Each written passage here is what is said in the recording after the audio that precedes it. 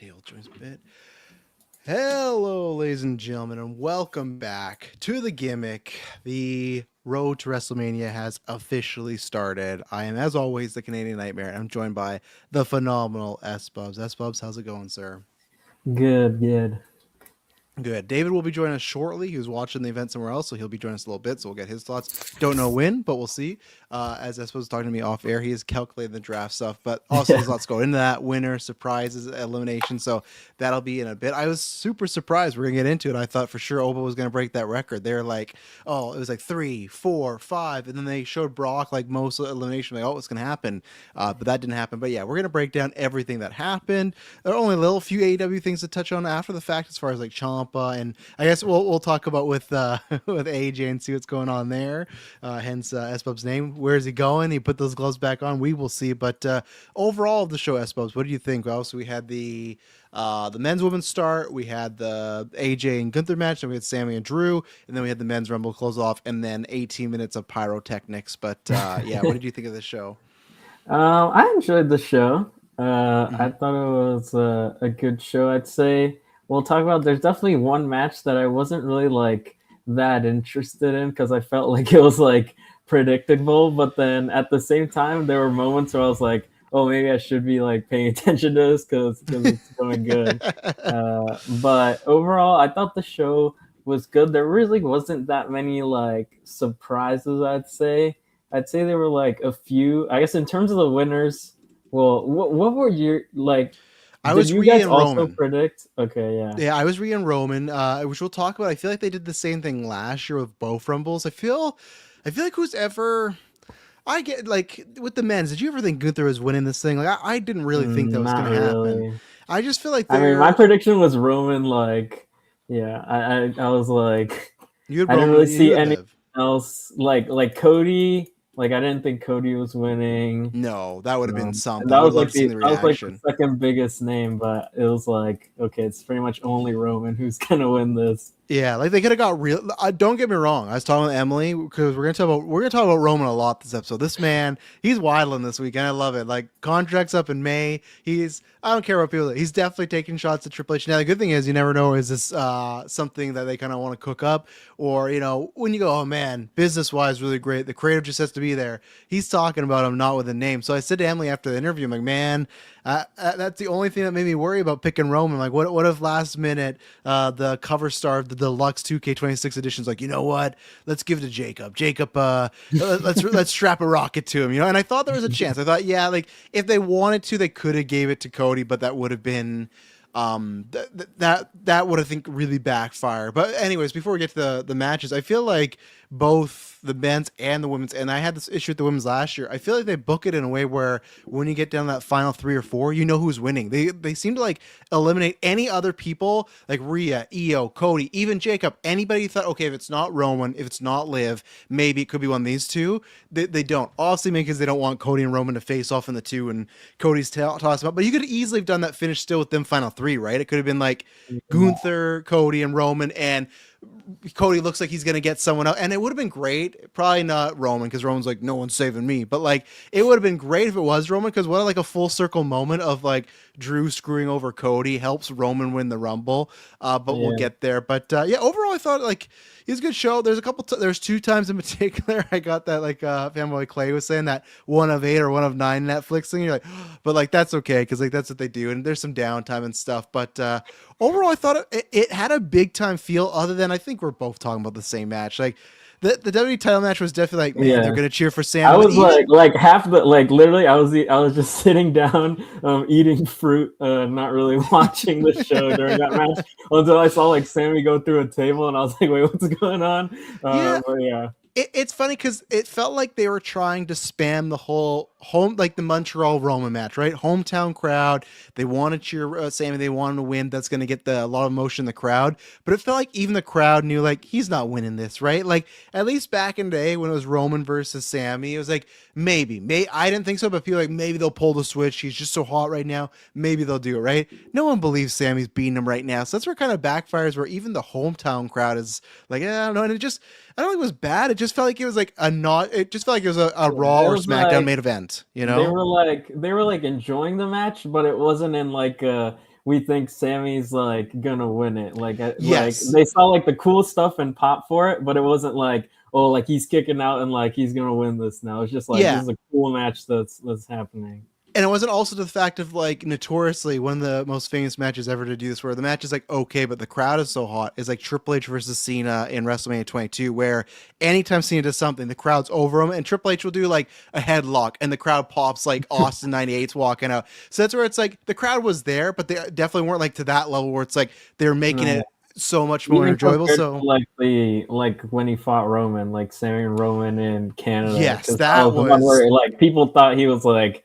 actually, even though in retrospect it was like because Cody had won the Rumble already, it's like yeah. we're doing like Cody versus Sammy at Mania, but even then for that one, people were like that one was one where like people were fully into that one. Oh yeah, people were spinning out for Sammy. They're like, "Oh, Sammy's gonna win, then Cody's gonna turn on him." It's like they're not gonna do any of this shit. Like people are so obsessed with like Cody turning. I get it now, but in the past, there have been so many. Even the fucking Rock when he came back, right? Like we should turn Cody. It's like, well, like why? Like I get it at some point, but yeah. So that's the only thing I'd say. That was the only lull where it just felt like it was a Raw main event that was like a little bit above because they're kicking out finishes and doing table spots. But yeah, that was, and I guess we just dovetailed it then and then go into the Rumble winners where I thought it was good. There's some spots I was just kind of surprised because to clarify because I said not like he got beaten so easily. He did put up a fight. I was just surprised he did the whole Drew hits a Claymore, doesn't pin him, and waits around for like 10, 15 seconds, hits him again. To me, that's like a and maybe that's why Sammy could win the Rumble next year. That's like a you're not a contender type of win. That's like a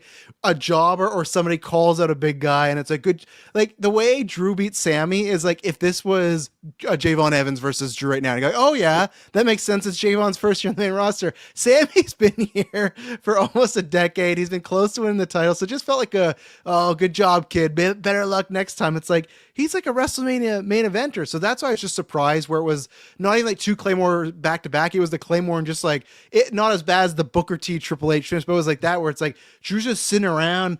He's making faces like you watch me, and he does it again. It just felt so dominant. I was like, man, like yeah, I don't know what Sam is doing to Mania. Obviously, he didn't wrestle last year, but I think for me, it's like a I don't know, like a 3.25 somewhere in there. Like nothing. Yeah, I'd probably get Yeah. I'd probably have to rewatch it again just because I said I Yeah. wasn't really paying that much attention. But yeah, I'd probably go like a 3.5 around there because it was a good like it wasn't like a poorly wrestled match. Like No, they're it was doing good fine. stuff Yeah. out there, but then it's also like yeah, like and still Sammy has never beaten Drew. He's like 12-0, 0 and baby. 12. I Yeah. want like an Undertaker next time they feud, Drew should joke like they should have that jokingly made like an Undertaker montage with the graphics and everything. Yeah. But yeah, let's start with we'll start with the men's because that just ended off here and that has a lot of talking points to it. So as we joked about, not a joke no longer. Roman Reigns, thank God, right? For me, because in this same Rumble, if people don't know the draft, we have our draft ends in the elimination chamber. Me, Espos, and David have 10 superstars, and we get them points based on like a football draft system, right? And one of the biggest ones is a person that debuts on the main roster or a legend returning. And S Bubs had Royce Keys, aka. I was man, Powerhouse Hobbs. When that showed up, I legitimately slapped the couch. I was like, oh, like you still would have got the points. But I was like, oh man, this is great. And then to do that break and Royce Keys, I'm like, I get it. The name's important to him. But that is worth 100 points for Espos. I mean, me and him are very close. Thank God I got Liv and then Roman winning it. So literally, we like because Rumble's a 50, right?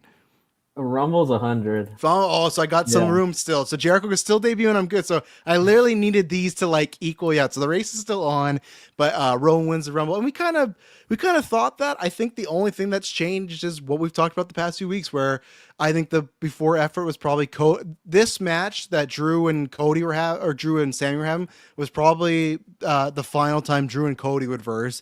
Cody was probably going to beat him. Roman win the Rumble, and then boom, you're set up there.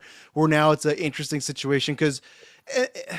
I was gonna say interesting, but maybe not even because I was gonna be like, you could see an argument for Roman versus Drew or Roman versus Punk, but with the interference with Cody taking out, it's like to me that took out the is Roman gonna pick Drew? Because I don't think so. That clearly is they've been doing this since like WrestleMania 14. Someone interferes in someone in the Rumble, and it's like, well, they're fighting at Mania. So, but yeah, overall, what do you think? At least before we break down specific spots, we thought Roman was winning. Do you think it was the right call? Did you like the final sequences? We had the final four of Randy, Gunther, Paul, and Roman, and then yeah, Cody got taken out by Drew, and then Roman did eliminate Jacob and Gunther, or he did eliminate Gunther and Jay as well. He geeked Jay out in the middle of the entrance thing, which was great. But yeah, what are your thoughts on the final stretch of the Rumble? On the final stretch, I enjoyed it. I thought there was some good people in there. I'll say that like Drew eliminate when Drew eliminated Cody. I actually thought it was Roman doing like the drive by. drop kick. It's very similar, yeah, and the long hair too. Because I didn't think it was that's Drew what right I thought away. that he had gone like out the middle rope on the other side and like eliminated Cody, but it was Drew. You couldn't eliminate me the legal way. You had to step outside the rope. But I swear Drew like hit him like right in the head with that claymore. Like it looked nasty. But on the finishing stretch, yeah. So we had Randy, Paul. I feel like Randy and Paul got out like pretty quickly. Like Paul Randy's did like elimination was just like thanks for the paycheck Riyadh. Like he didn't get like Roman just or Gunther just threw him, he landed and he went out. Like there wasn't even like a big blow. I was just my eyes couldn't deceive me. I was trying to read what this shirt said. I read it as this Royce Key shirt. It says take what I want, but then it says I on like in graffiti, but I could not read the middle of that shirt to save the life of me for a little bit there. I was like, I want take I want. But anyways, continue on. I just had to bring that up. So yeah, I was saying like really it was more of the final two than the final four because like I said, like Randy like RKO'd Logan, like they stood up for like the final four showdown. And then Logan went for like the buckshot. Randy RKO'd him, threw him out, and then Gunther threw out Randy like right away. So really, the final four was really not much. It was really more Roman and Gunther. Yeah, so which was fun. Yeah. Again, like I don't want to be that guy. Roman, like he's not bumping for Gunther. I don't think all he did was the sleeper too. Yeah, no chops. He took the sleeper and that was about it. Well, that's why I was surprised when he got him up for the power bomb and he countered. But I was like, oh man, he's gonna power on. Like this is like this is all to make Roman like the ultimate like good guy. Like he survived. Sleeper took out AJ, Cena, and Goldberg, and he's the hero. He threw out Gunther who retired. All the favorites of the people, and but I actually liked the sequence. I'd say there was like when Gunther was first on the apron and Roman went for like the Superman punch. I was like, oh, that's it for Gunther. He didn't do anything to Roman, but it did go on a little longer than that. Yeah, I was really worried. That was gonna be like the Charlotte and Roxanne because from last year because that's like Roxanne and Charlotte like threw Nia out and then it was just Roxanne on the apron. And then Charlotte just like boots her off. Yeah.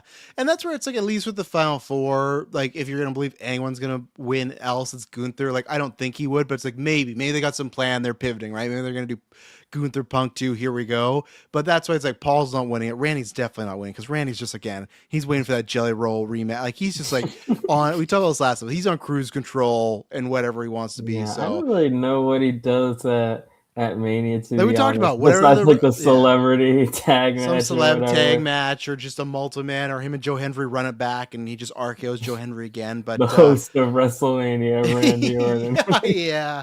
But I guess I should have started. What did you think about the men's Rumble overall as a match? Overall, I'm like I don't know. I'm like mixed on it, I'd say, because I think the stuff with Oba at the start was pretty cool with him just like eliminating all these guys.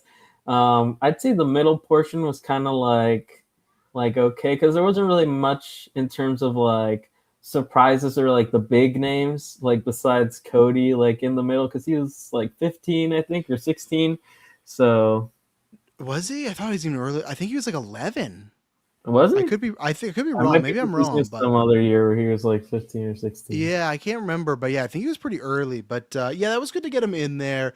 Yeah, I liked this one better than the women's. I think both these Rumbles this year were a bit on the more lackluster side. I wouldn't call them bad per se. The women's Rumble we'll get to, I never thought it was bad. It just kind of got like a little just formulaic for a while. It was just a lot of people do a couple moves and that was it. There's no spots. The men had a couple more spots. I agree with you where it kind of petered off in the middle. I think WWE always gets this way when they get Brock in there, that kind of fired it back up because they just have more people invested. They're doing the spots and they're doing the stare downs. I love that they kind of spammed.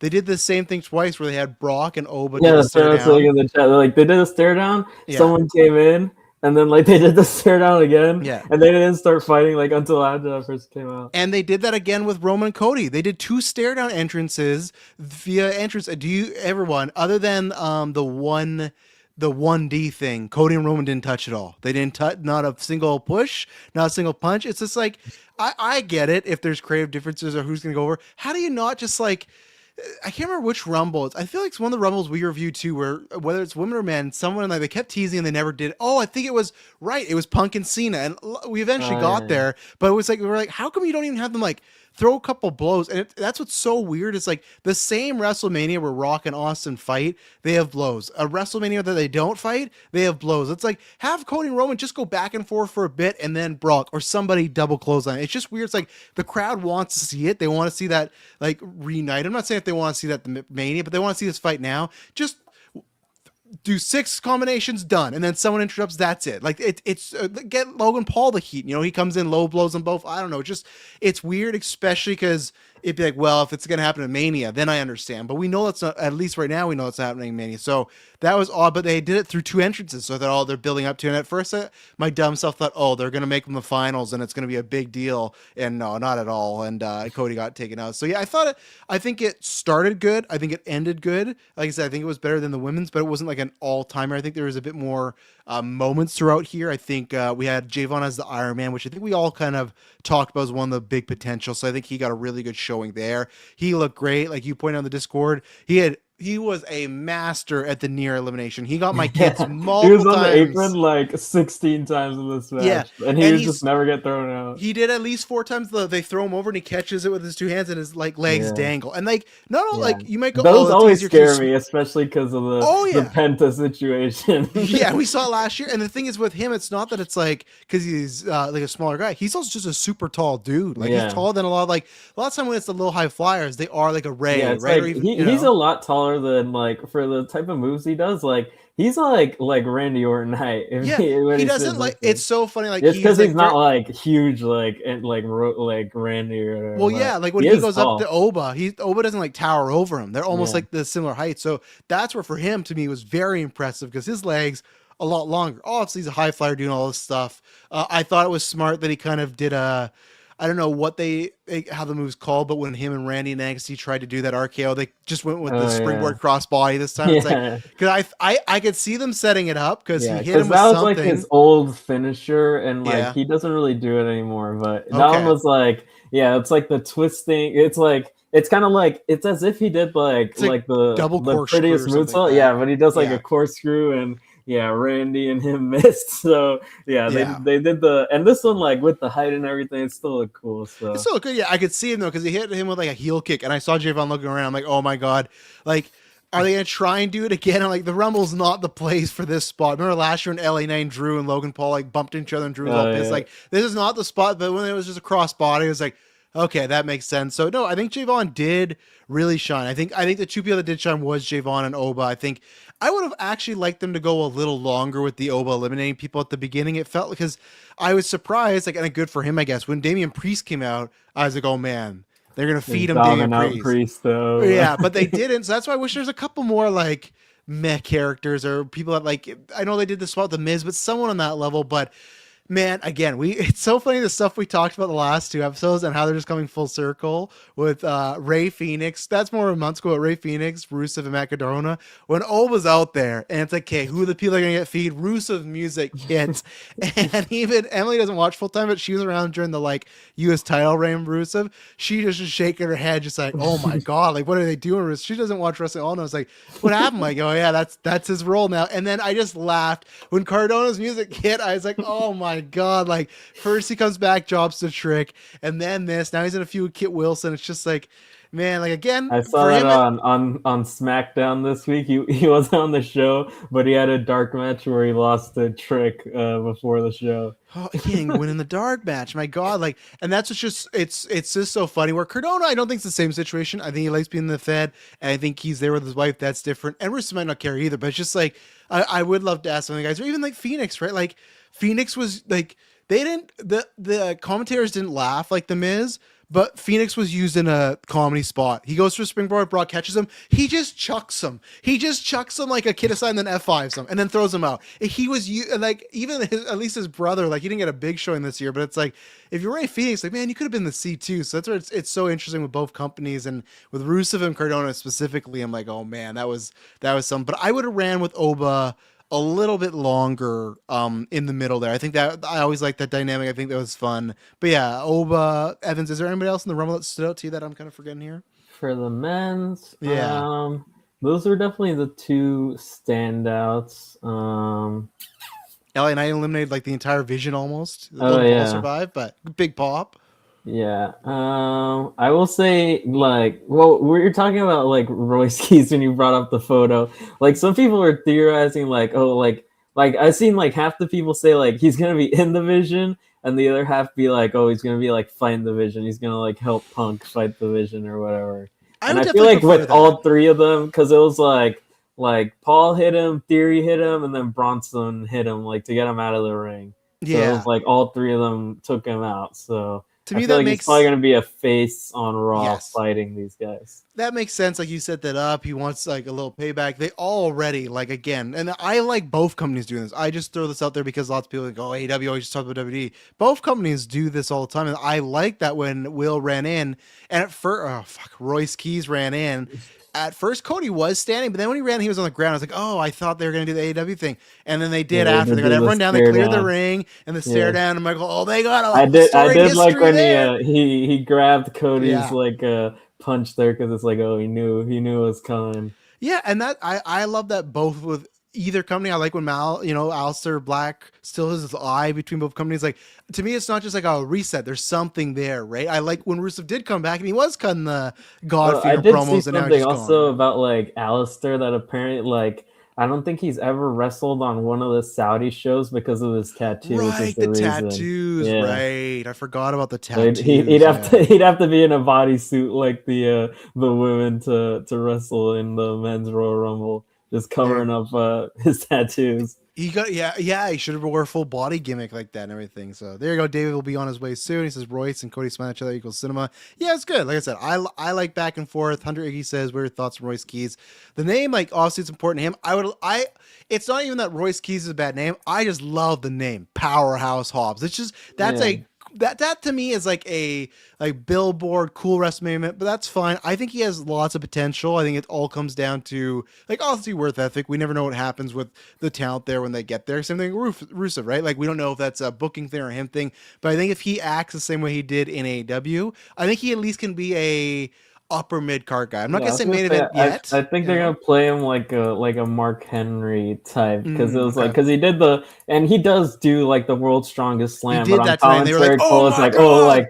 Like we've seen that before. Yeah, like they treat it like it's a fucking pile drive. They're like, he just hit the world's strongest. Well, the spine buster he did hit though was a great one though. Like one they did, like, I forgot who he did it to. It might have been Logan, but like he got them like with a huge one. It's very like Arn Anderson-ish type of where he spine just, buster. So snaps on it. Yeah, so what I think his potential, I like him a lot. I like his worth ethic. I think he's a really good big man, because I think there's a lot of big men that either have lacked two things: ring skill or charisma. I think he has that. Promo, I think he's like fair on. I think in WWE it'll be better, like, because you have to do that more, like, right? There's more promos. Yeah, so it's like, or that's also what can make someone sink, right? He can get on the stick. He can get on the stick and just sync it up. Like, look at the time Cesaro got 2 minutes in the ring. Like, this corner for a side, it was over. It was like his moment. Like, it was his moment to cut like a mini pipe bomb, and he ruined the promo. And that's where it's like, that will happen if they put Royce Keys in enough situations where it's like, hey, you're with Punk, or you're in this angle, cut a promo, and he just sucks. They will say, okay, you're down line, because in WWE that the character is more important there. So. Yeah, I think I said it on the last Gimmick. Like, I could see him being a guy that's like, give him the IC title for a while, and like, we'll see how he does, and then maybe he can be a main event guy. I wouldn't say like maybe not like world champion like instantly or anything, but one where it's like in the main event scene. Yeah, you definitely got to be like in the chamber or something like that, right? And I'm not even saying he couldn't win. That you never know, right? There's so many people that you look at, and then you're like, even then, like Sincat brings up Andrade. Like, look at Andrade. Like, even in AEW, he was like just a mid card guy, and he like always doing good matches, but he was never in the top level. And then WWE they gave him like a little push, and then they cooled him off. Now the fucking whole crowd is chanting Idolo against MJF. It's like, where did this come from? Like, he just has this like momentum, right? Yeah. And I'm not saying he's gonna win the world title, but you never know. So it's like in 2 years from now, Royce Keys could be over. And I don't, again, with the two different titles, I think I always think about more of like the Raw World Heavyweight title. I know people don't like to think this way, but that is still like, well, right now it's the B tier title. If the big dog's getting that title, maybe it's gonna become the A title. I feel like that's kind of the reason. I feel like if he like wins the Rumble, chooses that title, and that title goes on last like of night 2, that's making it like a main title. Well, and that's the same way as like people, that was the joke back in the day, people would argue in the Ruthless Aggression era, like what's more important, and it was just the title that was on Raw, because if you watch Raw and SmackDown, technically the SmackDown title had the WWE title, and that was the title with the lineage, right? But on Raw, that world title in the cross pay-per-views was always main eventing. When Triple H had it, or Orton, or when Benoit was going for it, like it was always main eventing for, I'd say, 90% of the pay-per-views. So to me, it is depending on who holds the title. But yeah, Roman is definitely night 2 main event. There's no way whatsoever, which I do appreciate now when people win the title. They say it is a championship match at one of the main events of WrestleMania. Because now it's just like, well, because like again, sorry, we'll talk about like Liv and Stephanie are not going to go on last. I don't think so. But Shinkat's whole point was, I don't know if he'll be in Andrade or Penta in the, and you never know, right? Because even Rusev, right? Like, and Penta's different because obviously he just got injured recently, but I think he'll get hot again. Penta had a really hot first year, and then there's people that come in like, look at Rusev being back, right? So I think it depends on the person. I think there was a report that was like, they really wanted to push Rusev, and the crowd didn't react to him, so they stopped pushing him. I don't necessarily think that's true, but that was like a report that was floating. Like, I feel like not getting crowd reactions and just like if they had him planned, he was like, oh, he's facing Cody and he has a match at SummerSlam. Like, I think it takes more than crowd reactions to be like, oh, we're canceling his push because he isn't getting crowd reactions. Well, yeah, and it was like he's not even been around that long. It's not like, hey, we've been here working with him for 8 months and it's dead quiet, right? So, Sincat also said, I'm just afraid they'll run back the WrestleMania night 1 main event in the year of night 2. I think you're just getting that minus Rollins. Like, we'll talk about it too. I couldn't believe it. So obviously the other thing we did is all of us got 5 random numbers for the Royal Rumble, and we got 10 points if one of our numbers won it towards our draft, right? So I had number 2. So when I heard that later or earlier on, it was today when Braun Breaker was number 2, I was like, man, that gives me good odds. I still thought Roman was winning it, but Braun was clearly the number 2, which is so funny. We thought it's Roman or Braun, and Braun was in there for under 30 seconds, right? But they do this thing, which 5 seconds was 5 seconds, which I appreciate. Like, but I wonder how he feels about it, because I wonder if he could have just pitched like, can I at least do 10 minutes? The guy just pulls me out and then does that and throws me back in. Like, because this guy's in great shape. He's fucking fired up. He threw all the way to Saudi Arabia, and here he is 5 seconds out. But that's what happens. We're on the way to his entrance. A guy attacks him, who is clearly supposed to be Seth Rollins, but it's definitely not Seth Rollins. That's definitely not Seth Rollins. Like, I feel like type, I thought it was going to be Finn, and Finn was going to like take his place. That's what I thought. Because of the whole him not getting into the Rumble. Can you imagine the pop when he unzipped that jacket and he was in the fucking demon gear too? People would have been losing it. Well, actually in Saudi, maybe that would have been allowed or something. I don't know. Maybe that would have been something. But so he gets attacked. Someone hits him with this. Seth, I feel like, but I don't think the person. No. I mean, I thought it was just like I feel like, I don't know, because he kind of looks small in like theory. Because I don't know. It was someone. He definitely did. Yeah. It's not Seth's body type for sure. Like Good Morning Football or something like this morning. So yeah, and Seth's not like a big guy, but just like it didn't even look like shoulders and height wise it was like matching up with Seth, right? There's sometimes you see a guy in a gimmick costume, like that's the guy, right? Like Theory, like everyone's like look at his butt and it's like that's fucking Austin Theory, right? But then they had, because one time they did have Montez Ford like rumored to sub in for him, right? And it like looked different. Rumor, yeah. So, and if it wasn't him, it was somebody else. That's where I think this is it's somebody. Producer, put Jason Jordan in there to Jamie Noble, something like that. And that's the thing where I think we all feel, and we talked about this last episode, where I think the reason Braun lost to Punk and why I didn't think he was win the Rumble is just because it feels like Seth is going to be ready for Mania, and it feels like they're doing Seth and Braun. Like I said, my pitch is still that they kick Braun out and they make Seth the heel. They all said they were going to help Braun win the Rumble, and he didn't win, but now he got attacked, so I'm sure it's fine. But yeah, I think the only reason they would do this storyline is if they felt very confident Seth was back. Because what else would you do? Like, who else would you make it if it's not Seth? It's not gonna be Punk. Punk would just do it straight up. I don't. When people say it's Adam Pearce, I don't buy that it's actually Adam Pearce. Like Adam Pearce. I'd be completely fine if they did a Adam Pearce versus Braun match. Like they just call him out. But like for Adam Pearce to like dress up and like I don't know about that. Braun versus Adam Pearce like street fight at Mania. And the match of the night, it's like Shane and AJ of this generation. They just steal the show. Adam Pearce is doing shooting star presses off the stage. But no, I think this just means Seth is good to go. And then, yeah, I'm interested to see how that storyline plays out, just what the crowd reactions like. Because like I said, I don't know if people care about Seth Rollins in a babyface route. So we'll see. And like I said, I thought that was a great start of the interference, got the crowd hot. Oba chucked some people out.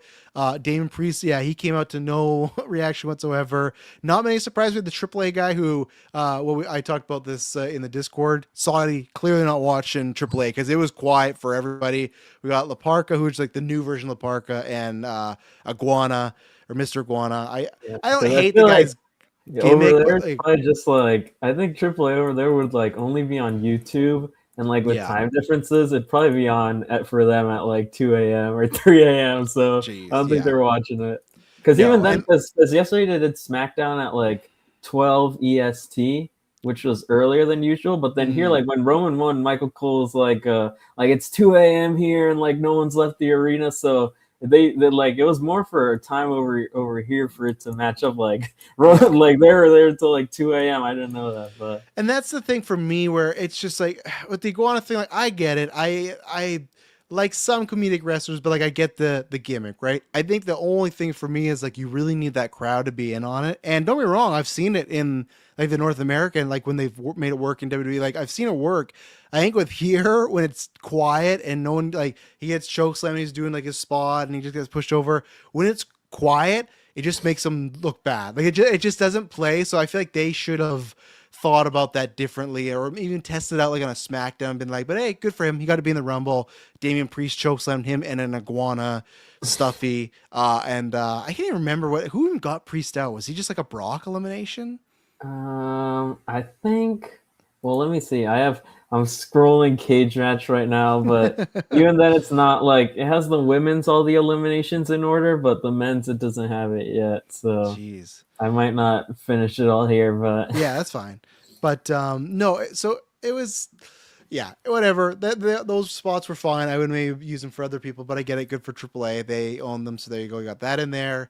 Another spot, which was again just a couple. I feel like this is where I was. The men's Rumble had some weird spots where the women's Rumble just had like a lack of just spots. There's a point where it's just like it was like 10, 15 minutes of nothing happening, and then Chelsea Green came and did some comedy, and then it was like another 5 minutes of nothing. Crowd was going crazy for Chelsea Green. Oh yeah, they were. It's just like, but it was straight. That was strange. But so you get Brock and Oba. They eventually face off. They have a couple back and forths. Brock takes out Oba. I guess they're going to set that up for Mania. I guess we've talked about it as a potential one. I'd like to see that not what I like to see that, no, but for what they're doing with Brock and Oba going over, sure. But then in a super weird turn of events, not only does out of nowhere, LA Knight and Cody Rhodes team up to get rid of Brock, which is so strange. I don't understand. Like, just give it to Roman. Just let the big dog Superman punch him out. Even if it's like a thing of like Brock, like, oh, I only want these guys to eliminate me. It seems like I don't think he's ever worked with LA Knight before. That's like the main match. Maybe that is the main match. He's one of the guys that like thought LA Knight's getting buried. Like, I need to give something to this guy.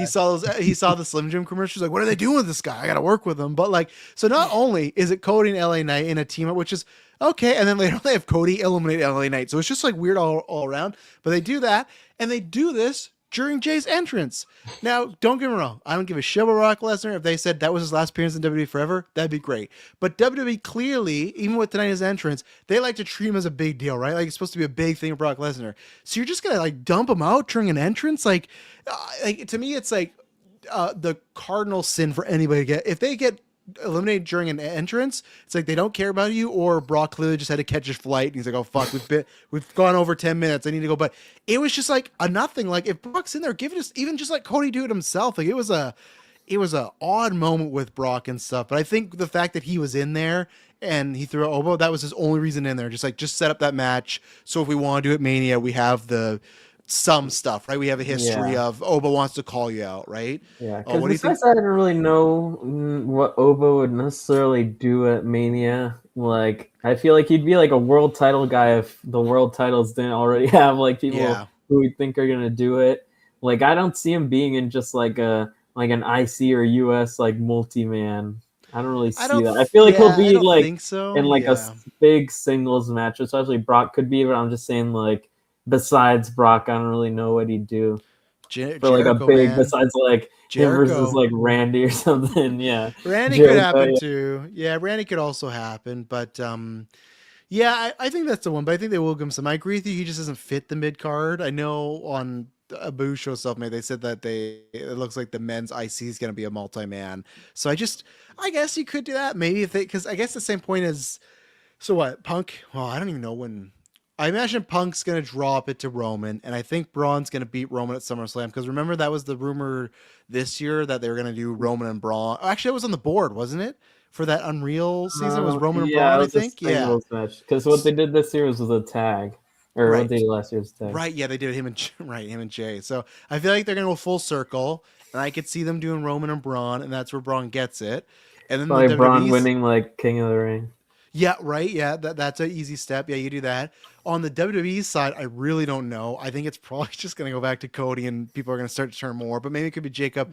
That's where, and yeah, whoever. Yeah, if Oba, because it's not confirmed Oba's on Raw. Because even tonight they're like, I just want to know what show he's on. If he's on SmackDown, then I think that's possible. If they just stick if they also stick Oba just on Raw, I could see them just do like. Just give him the IC title for a bit to keep him busy, right? Like a Gunther type of run where it's just like, well, it's that thing of he's not ready for the main event yet, but we don't want him to lose. So I could see him. That's the only way is if they do a multi-man, maybe he just destroys everybody, you know? So, but I don't know. I was seeing this comment from, can you highlight Hunter Iggy's comment here of the thing with his contract was it was supposedly done like January. Midnight New Year, yeah. But he's still on the AEW roster page, so which usually when people really are gone, they like update that is thing like relatively. Instantly, yeah. So I don't know. I'm trying to think of like unless TK just dropped the bag, we can't give WWE this guy. Yeah, like it's tough because like I think TK and even the Bucks, right? They said like, oh, we'd like him to stay. He's a part of the history, like. I think it's just maybe their hope is like enough time has passed, and when he comes back, the fans and AEW will react positively. But I think people are done. Like I know I've been done for a while, but I just it's also just like again, take out whether you're bored of him or not. We've talked about this before. I just don't know what there is for him to do in AEW now. Like what is there? What can he really like Jericho do? Like he's worked all the top guys like multiple times, right? Like Kenny, Ospreay, they did all in like that. All the titles. I mean, he's literally done the Ring of. I was gonna say he literally did the send him to Ring of Honor thing twice. Yeah. So I just that's where it is, and maybe I guess you could make my only hope is that he does sign with WWE, but he debuts in TNA before Chamber, so S-Bucks doesn't get the points. But I do think Jericho is gonna end up there. I just wonder at the same time too, there could always be a situation where Jericho goes to WWE and maybe they give him an offer that he thinks is lower than he wants, right? And he's talking with TK, right? So still like the most paid person in AEW, which is not gonna be the case with WWE. I think it's him and Cope, and that's rumored like because I think at the start Paige was high up there apparently. Yeah, because I think 2019 Jericho was like he was making like in AEW like $2 million a year. And supposedly it went up, so he's probably because like the rumor is $4 Edge is making $3 million a year, which is fucking crazy. I hope those merch sales are doing well. That's the only way. It If works TK, like 5 matches a year. if TK say, "Hey Travis, look at these sales," okay, yeah, rare superstar, hell yeah, pay him that money. But if it's not, and that's what's so crazy too, because it was definitely money. Because I remember when he signed with AEW, Copeland was like, "Well," which I understood. He's like, "Well, WWE offered me the same contract before, which is good money, but part time." He's like, "I just don't really want to do the part time thing." It's like, and granted, don't get me wrong, when he is wrestling, he does like a bunch of Dynamite matches in the PL or pay per view, right? Like it's not like Roman who promo one match and out, but like he's still part time. He's still a part time guy, you know. So it's funny that way. But in case I doubt Roman holds past Survivor Series. No, absolutely not. I think I did see a few memes like Roman beats Punk at Mania. We do Rock and Roman in Saudi next year for the absolutely. belt. To me, that is the trajectory of Punk and Roman. Boom, Roman wins it. He drops it to Braun, and somehow they get to Rock. I think Rock is absolutely doing that Saudi match. The only reason, unless he really was like, I'd rather retire in like Florida, like somewhere where he grew up or something. But if he doesn't care about that, and if he's just all about the bag, he will do Saudi. They're gonna do Roman. Roman will beat him. Austin I don't know as what. The ref. Oh god damn. I don't know what the story will just be easy of just like, I don't know, like whatever. You want to be the head of the table? Get like Rock has to just say one silly thing, and everyone's like, the title with the Ulafa. oh, like they should do that. His championship, the Rock's the People's Championship. Oh, yeah. That's what they should. That's the poster right there. Is both like them pulling the or title like a and unification match. Yeah. And like in the future, whoever's the WWE champion is the People's Champion. Yeah. It's so funny because she doesn't know his music, but in the Women's Rumble, when Asuka came out, her little mask thing on the Titantron looks similar to the Brahma Bull like effects that The Rock has. So Logan was like, "The Rock's coming out." I'm like, no, he's not in the Women's Rumble. Don't worry. Even though I love just like the end of the Saudi Women's Rumble, Rock's up there giving the one there. But let me pull my notes. Oh, that was another person I was kind of surprised didn't get a big highlight.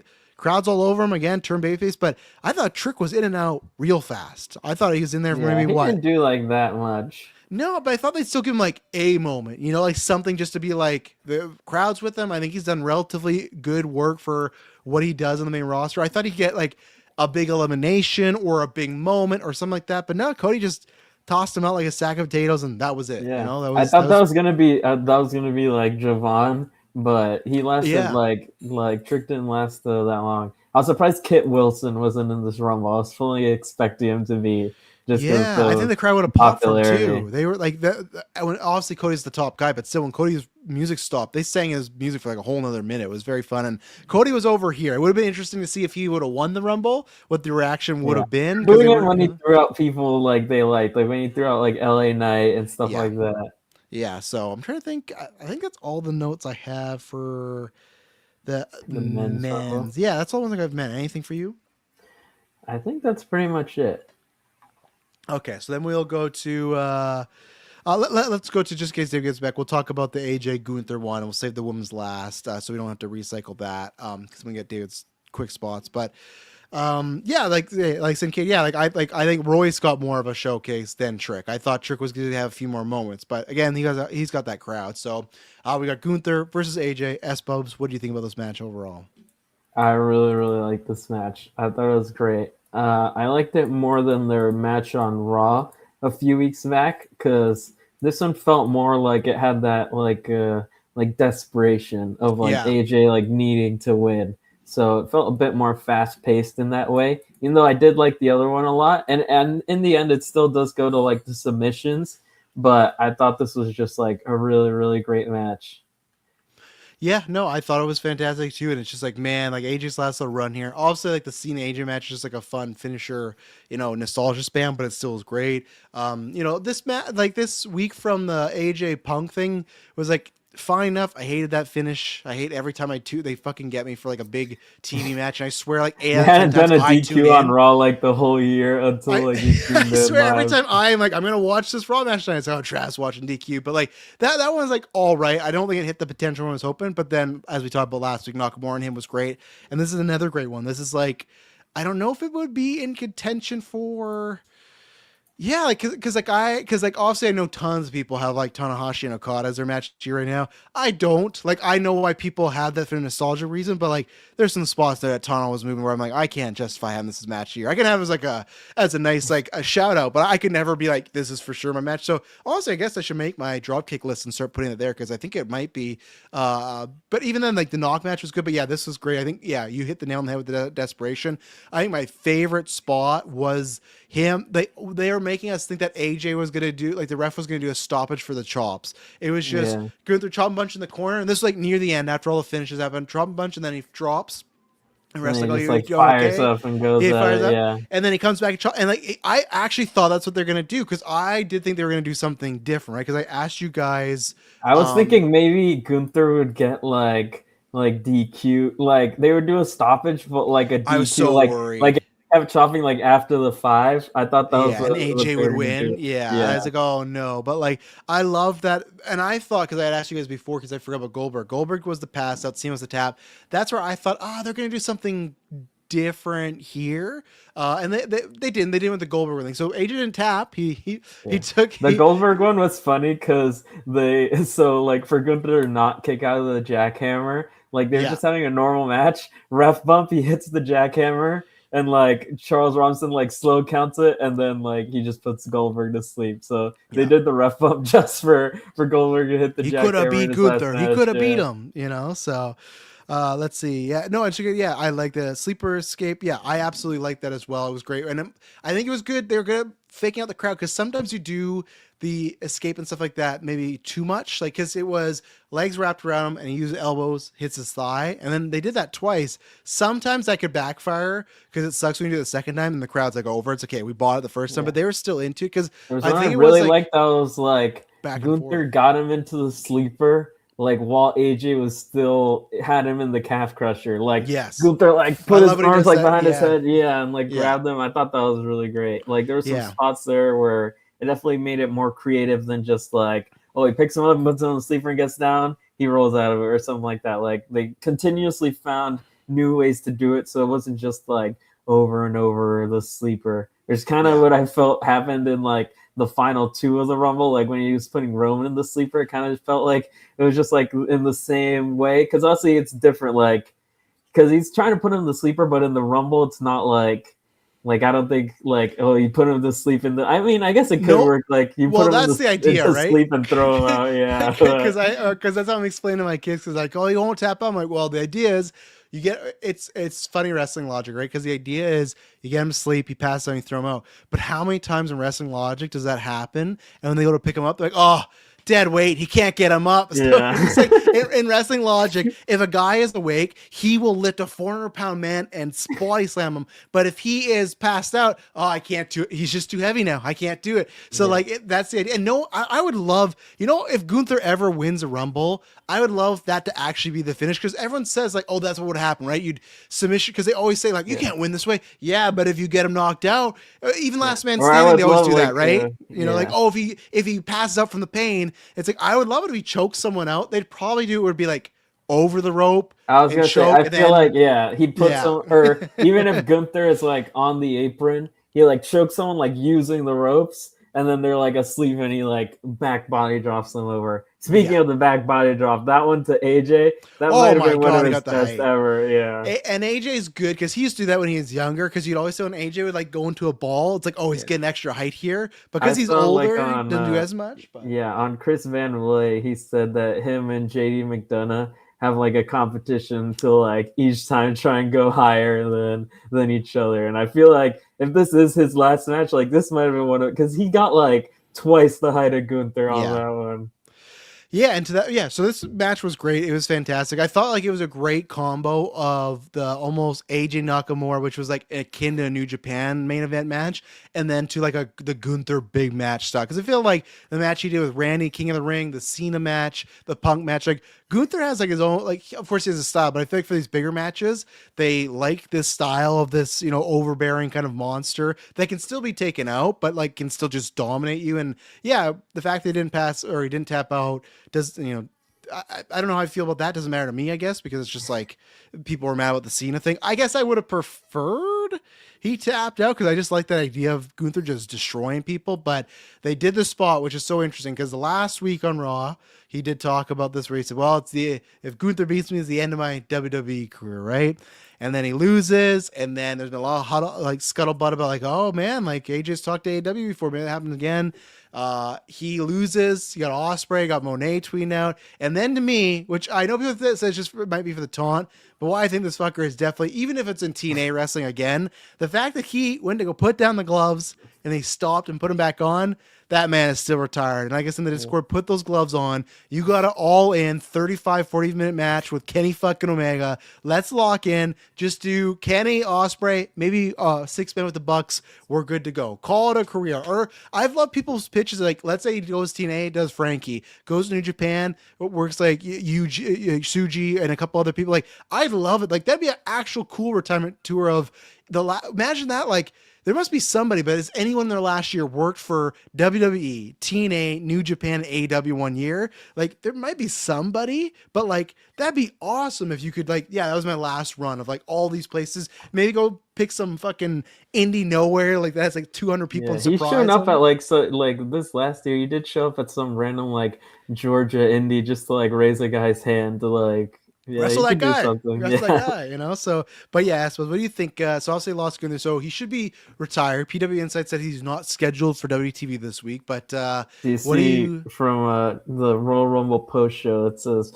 Triple H claims that AJ Styles told him he's done for good when it comes to in-ring competition. All right, we'll see. I've heard that before. He's just lying to Triple H. He's yeah, got Tony Khan muted on a call in his pocket. Yeah, he's already got his bank account updated, good to go. But yeah, what do you think? Do you think this is actually it for him, or do you think he's going anywhere else? Not even just AEW. I feel like he's got to wrestle like one more match. I feel like, I don't know. Like you said, yeah, I could see it being like in Japan or TNA or AEW. I think, I don't know if he's like necessarily just like a money guy, but like I feel like if you offered him and like what we said last time, like if TK is just like $5 million for one match or whatever, like what do you do? You gotta take it. Yeah. No, it's tough, right? Because even AJ in an interview this last week was like, "Oh, I made a list of people I want to like wrestle maybe one more time that are in different companies, right?" And it's like, well, why would you even say that stuff? Like, and it could just be a way to, I don't know, again, deflect and more kayfabe, and even then, when he tells like sell the match because like when I win, this is gonna be like the start of my retirement tour because I'm gonna beat Gunther. Yeah, and even then, like I don't know, like was he just also lying to Nakamura too? Because I think Nakamura did post that as like a genuine that was definitely thing. Just accidentally posted it. So like, and that's thing, he could just be shooting people. We hear that all the time. Wrestlers being like, yeah, they lied to me. They told me one thing and said another thing, and actually they're doing this. So, and to me, that would be in his best interest, right, to not do that, because I don't know. Well, at the same time, his contract's up, so it's just like, I don't know, what would the situation be? Maybe he just won one last big match. That's the way he gets it. I don't know. Again, the greatest I was there live the night after WrestleMania. God, what, 26 when Ric Flair, or was it? No, it was 24 when Ric Flair lost Shawn Michaels, and like 2 or 3 months later, or no, a year later, he is rolling attacks with Mick Foley, and in the I did TNA say, lockdown. funnily enough, like when he did retire and then showed up in TNA right after, the person he showed up to manage was AJ Styles. So AJ pulling the same thing. They gave him the bad robes too. Like they wouldn't pay for his like nice big robes, so he's just wearing these like discount ones. So for me, it's a hope. If he calls it here, man, it's been a great career. I've been watching AJ Styles forever. He was definitely my guy in TNA, but that was like a lot of people. Like that wasn't like a big like crazy thing to say, "Oh, I love AJ Styles," but that was the thing of like, they had a lot of stuff, right? They eventually got Sting and they had other people come over, but it was like, oh, but they have the X division and they got AJ Styles. Even if they're bad things, like they got those two. I'd say it was like that up until like the mid Dixie Carter era. That's what I'd say. Like the beginning was fine, but then it started changing. And definitely the Hogan Eric era was not like, oh, they got AJ, because AJ sometimes was like not even on the show. Like he was very down, even though like with Rick, he was the champion of Fortune. They pull him aside when they did that whole like Fortune and Immortal combined and stuff like, so it was a rocky road. But even his WWE career, I was just thinking about that today when I was watching like the highlights. It's like, he had a good debut at the Rumble against Roman. He had, WrestleMania spot records a little track records a little spotty, but like he had a couple good runs in there with the WWE title. He got to win it twice. His first run as WWE champion was really good. Same thing. They like built SmackDown around him for a while when it was like, and he was like on top with like 400-day run or something like that. yeah, and he was on top when it was like Moxley and Cena were there, and he had some good programs with Ambrose and even Cena, like and him and Cena, that trilogy. So they had some good stuff along the way. So it's like overall, I think his WWE career is like a big plus. And maybe that's the thing where I guess that's the other thing, right? When I say, oh, why wouldn't he take it if it's a money thing? I guess it's the fact of you can always get that Legends deal, and you always become a coach, and you can always go into the Hall of Fame, right? And that's the thing where people got to think about like, is that worth it? Because sometimes that might burn a bridge, right? If they say, oh, you said it was the end of your career, and not right away. I'm saying like 5-6 years, sure. Look, we're going to talk about Brie Bella, right? But sometimes there is like well, you said you're going to do that, and we're not going to. I still think that's a part of the reason why Batista's not in the Hall of Fame. Because like they wanted him to do the COVID one, he accepted, and he's like, well, there's going to be no people there. I don't really want to do that. And he's not been invited back. Why wouldn't it be the year after? Like, hey, let's get Big Dave in there. It hasn't happened, right? So there's just sometimes petty stuff that they do hold on to. But for his career overall, I think it was, and he had a great run in New Japan as well, like great stuff as Bullet Club. And again, people have said this, I think we told this last episode, AJ leaving New Japan for WWE is one of those like AW, WCW. That is a full-on what-if alternate dimension thing. If he stays there, you don't know if Kenny Omega goes up. And if Kenny doesn't go up, the Elite doesn't happen, maybe the Jericho match doesn't happen, and AEW doesn't happen. So there's a chance if AJ Styles doesn't leave WWE or doesn't leave to WWE, the AEW as a company might not even exist. That's part of the reason why I would love him to be there, because he could kind of say like, and I think hey, he was, oh yeah, I wasn't around for this, but it's because of me that's kind of started, So yeah, because there was even rumors of like, or I've been just like hearing retroactively of like he was supposed to be like on that first Dynamite, like he was, yeah, they were talking. But when it was supposed to be in MSG, there was like talks of like him and the Good Brothers like coming in 2019.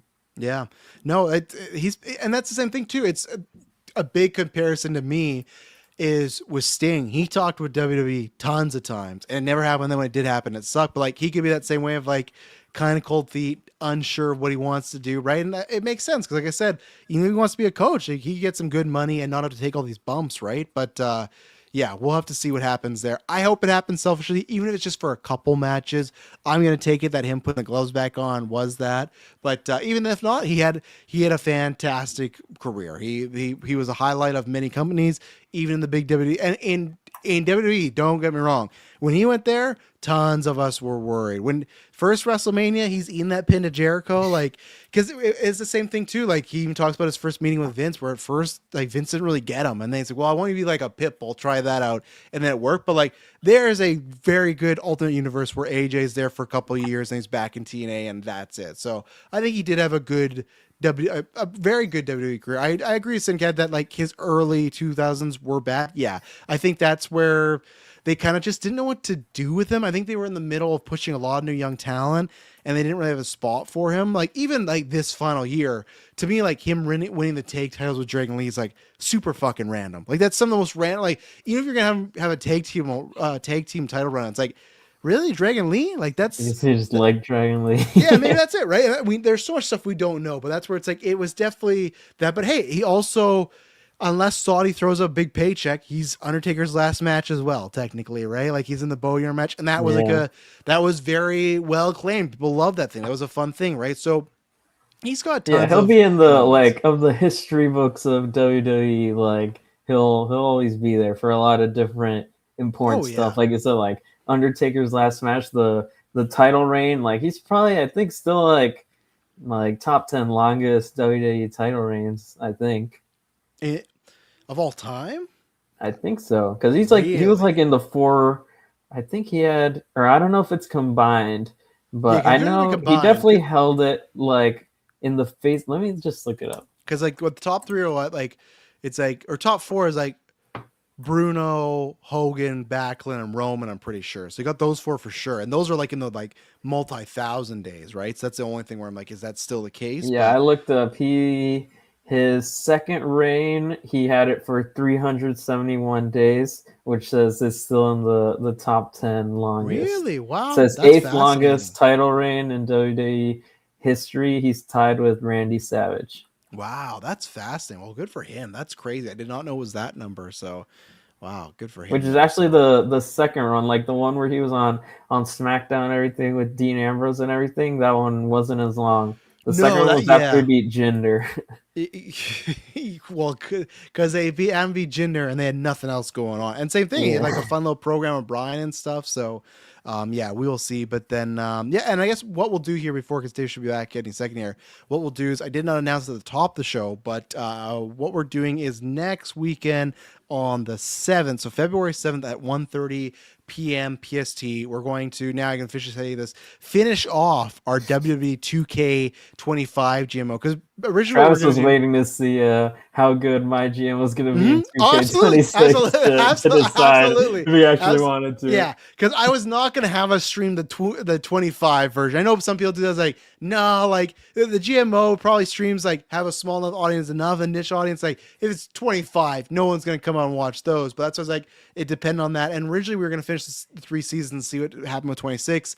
Holiday season stuff happened. So what we're going to do officially is we're going to finish it off. So next week will be the series finale of the 2025 2K25, whatever the hell it's called, WWE 2K25 edition. Right now we're in week 16, so we got I 10 more think, weeks to play out. yeah, Yeah, just till Survivor Mania. Series Mania. Yeah, Survivor Series of Mania. So that's me, Espos, and Davis. So we're gonna finish that off. Then whoever wins that wins that. And then what we'll do is before the next game comes out, we will do what we promised. We're gonna do a best of 5, or what we'll figure it out. Someone was Yeah, it the first to 3 wins, and we keep playing the matches. But it's gonna be a bunch of matches. It's gonna be us and like a TLC, Hell in a Cell, like, and it's gonna be whoever wins 3, and then we'll keep going because that's gonna decide our order. Because yes, we will figure out. We don't know when yet. We'll see because we'll see who's. I know I'm getting the deluxe because I'm a fucking. yeah. I was gonna say, like, when I'm looking at the stuff, I was calculating the DLC and stuff like that, and I Yeah. was like, I know I'm gonna get the deluxe just because I'm gonna want to play 7 days early. Like, I'm gonna be watching the timeline, people posting clips and stuff. Like, Yeah. no, I'm getting the deluxe just to play 7 days early. So yeah, I will be Even doing though that just last so. time the servers, the 7 day early servers, were like screwing us when we played. Yeah, well, what we'll do this time is if we will write it down as, and if worst case happens, we'll do what we always said, where we do a this time we won't stream a whole day as well either. We'll just stream the first 2 weeks. Well, we'll do the draft in the first 5 weeks, but worst case we'll write it down and draft. But yeah, that's what we're gonna do. So we'll probably, like last time, I do want to do a stream relatively soon after releases because I think it's fun for us to do it with, like, we'll have some play time, but not a lot. So Interesting with the changes too of like, well, like what we were talking about in Discord, supposedly 50-week schedule. yes. So So our seasons are going to be much longer now. It's not going to be like, oh, so now I will never announce anything in advance. So our plan is next week we finish off GMO. That declares the winner between all 3 of us. To close off, so let's say that's February, probably the end of February, we will try and do one more stream of a best of 5. First person to get 3 wins, and that will decide the ranking of who gets to pick their GM first, or show first, everything like that for 26. And then with David, I think he's also getting deluxe, but within those like week we'll probably do some sort of stream. We'll find a way, and yeah, we'll do our first stream of like GMO. And first yeah. 2 weeks we'll probably have something in there. Yeah, I cannot wait. 50-week schedule, intergender matches, more shows. I cannot wait to see this bad boy. I'm so hyped. That's my fucking copium every year. GMO. It just goes That's from your like, juice. You yeah, just see GM news. I'm like, oh, I'm getting nothing. And then it's like they announce 1 or 2 things like, oh, when's it March 6th? Like, I need this to happen now. So yeah, well, GMO streams will continue with 2K26. A couple questions here. Monday Reward Edition, you're spending that money, Buster Barnes. My God. Good luck to you, sir. You get some skins there, I guess. So, and then when do we see Lucha Bros Phoenix is floundering? Well, I think the tough thing is like Penta's not exactly floundering, right? Like he's still like, he's not like as hot as he was last year, but he's not floundering. So you just have to kind of like put Phoenix on Raw with like all the other, like with Dragon Lee and Ray in there, and just like you kind of just need it. Like I feel like that's kind of the problem. It's like a lot of people who I want to like fix are just like on SmackDown, and the solution is just like move them to Raw. or change the writers of SmackDown to like juice it up a little bit like that. I think that's more, it says overall that show needs like a bit of a reboot, so that doesn't happen. But right? even then, with like just kind of like the rosters, I feel like Raw just kind of has like more like even if those people aren't necessarily doing anything huge at the moment, there's a lot more just like stars. I feel Yeah. like there's more people to just like let's put this person and this person together and it can turn into something big. Like on Yeah. SmackDown, I don't really feel And there's like SmackDown's 3 that much hours of too. that. Yeah. You know, so I don't know when I'm not gonna say this year. So I'm just I gonna mean, play it it was safe and supposed to say happen like in AAA and it didn't happen. yeah. I'll say in WWE, I'm Yeah. gonna say that it's not gonna happen until after Mania. That's all I'm gonna say for now because I don't know what they're doing with the Usos. Jimmy's been gone for a while. I hope everything's all good over there. So I just don't know. There's a chance it could, but I'm gonna say not until after Mania. That's my prediction. Yeah, I Yeah. can agree with that. And yes, Buster Barnes is great stuff. The step physics being back, I did thumbtacks, see yeah, that. tons of bleeding from different areas. The whole like even the trailer they showed Dave the cage, the Hell in a Cell, and Rhea putting lid through the top, and then her crashing through a bunch of tables and everything. Oh yeah, That the was stacked tables, you can do that. yeah. I think they're at some point. One of these 2Ks are There's very close to supposedly all just being the new gen stuff that was like you know, the old like that hole in the PS4 back. and Yeah. Xbox One that's holding it back. Well, that's why I can't wait because especially too, I know there's account I follow and I shared in the Discord. There's one account that was very hyped about like the in-ring replays back, and right now it's only confirmed for Rumble. But like the Yeah, idea I is they think could it's go more there. so going to be because right now when you do a Rumble, like you can see it like on the Titantrons and stuff, but Yeah. it just plays like the image. I assume now like it'll just be in the corner. You'll see the person like running down to the ring making their entrance. Because Yeah. before you could only see them making their entrance if you used like the ramp cam. Yes. Like Yeah. they would just kind of like come out of the side and you wouldn't see anything. And that's a good thing for people that like the mode because that mode's from like fucking like WWE Raw on the Xbox, which I was actually a Yeah, fan so, of. so, It had. so, I'm not sure if yeah. you've ever seen it, I suppose, but the customization you could do with the entrances in WWE Raw were crazy. They were so many like it was like 20 steps. It would just be like walk down the rope and do this. You would be like, okay, part one, and it'd be walking like you change the lights, the music. It was crazy, yeah. But that's the thing. Like it's like GMO, where the first version a couple years ago when they put GMO back in, it was so it was like super fair. I've seen it photos. Sucked, there's like 4 man. buttons on this. Yeah. Like there's like 4 options. Yeah, there's only 3 matches. It sucked, but I was like a junkie. Like I'll take anything, and I got it for that. But that's where it's like stuff like the replay that could eventually change. And one day I think we're gonna have one 2K game that is like. When people talk about here comes the pain, it's gonna have everything that people love, and it's just like ultimate. Now, what do they do after that? That I don't know. It's gonna have to be more shit like the island and change it up. But like, yeah, I don't know, and I am very curious to see what they do with the battle pass system, the season pass system. I get why people are mad because like battle passes can be grindy, but at least for me, it's not like locked in times. So. Yeah, supposedly what I think somewhere said that like you gain XP to like progress the pass through like every single game mode. So I don't know if just like hell yeah, if I get in GM mode, I'm good. You're just getting some XP on the side. So yeah, I think it said every game mode besides online. So besides I think GM, yeah. No, if that's good, my most played game last year, 2K25. Hell yeah! How many hours do you have on that? Because you played GM more than me. I gotta find my email. Because I play GM like I play it often, but I'm usually just playing exhibition, like me against like I have like AI on legend mode and like maxed out on like all the difficulty settings, and I did a little goodbye to the game because I found myself because in order to catch up on the Resident Evil games, I was like, okay, you gotta stop. So I did one more playthrough. I got to season 25, and like almost everybody was max 25. The free like even the jobber people, they were like level 20, level whatever. And then to say goodbye to the game, I did boot up this week to get a little practice because we're coming back. So you want to be like just familiar again, which I don't need. I don't remember what I had like at the end. Me either. But, like I just want to be like, okay, well, like what's a good match if this is gonna do all this? Like it's in my mind, but I just like to have a couple reps before. But then what I did is because I don't like playing this way, but with the computers, I don't like to use the what is it? The network. What is it? Network special and what's the other one? There's another one that saves all your fans too. Special promotion. That's the one. That's the one. Remember? So when I'm playing with the computers to challenge myself, I don't play with those. So because the cards stack. When I got to 25, I had like used all of them. I used all of them. The chart was like It was I was like at 8 million fans. They were like 2. It was crazy. And then I You're in deleted the like file. prime Raw in Yeah, 1998. I Yeah. was, and then I deleted the file. I was like, "Why are you doing?" Like, I don't want to be. I don't want to risk going back in there because I was like, I can fully. I have no problem admitting, guys. The 2 games that I get the most like addict on is that and Madden. If I'm like, oh, I'll play a couple of games of Madden, and I'll look. I'm like 8 games in. I'm like, you got to go to bed, Travis. Like, it's just a fun game loop. So I'll find it, but I think I can't remember what it I'll say was. for me, I have No. 300 hours on 2K25. I think on 2K24 though I had Oh, like okay. 400 something. I will find. Okay, I did log into it recently because I had to get a refund. We are going to talk about yeah, Buster. We did talk about that. We both thought it was odd.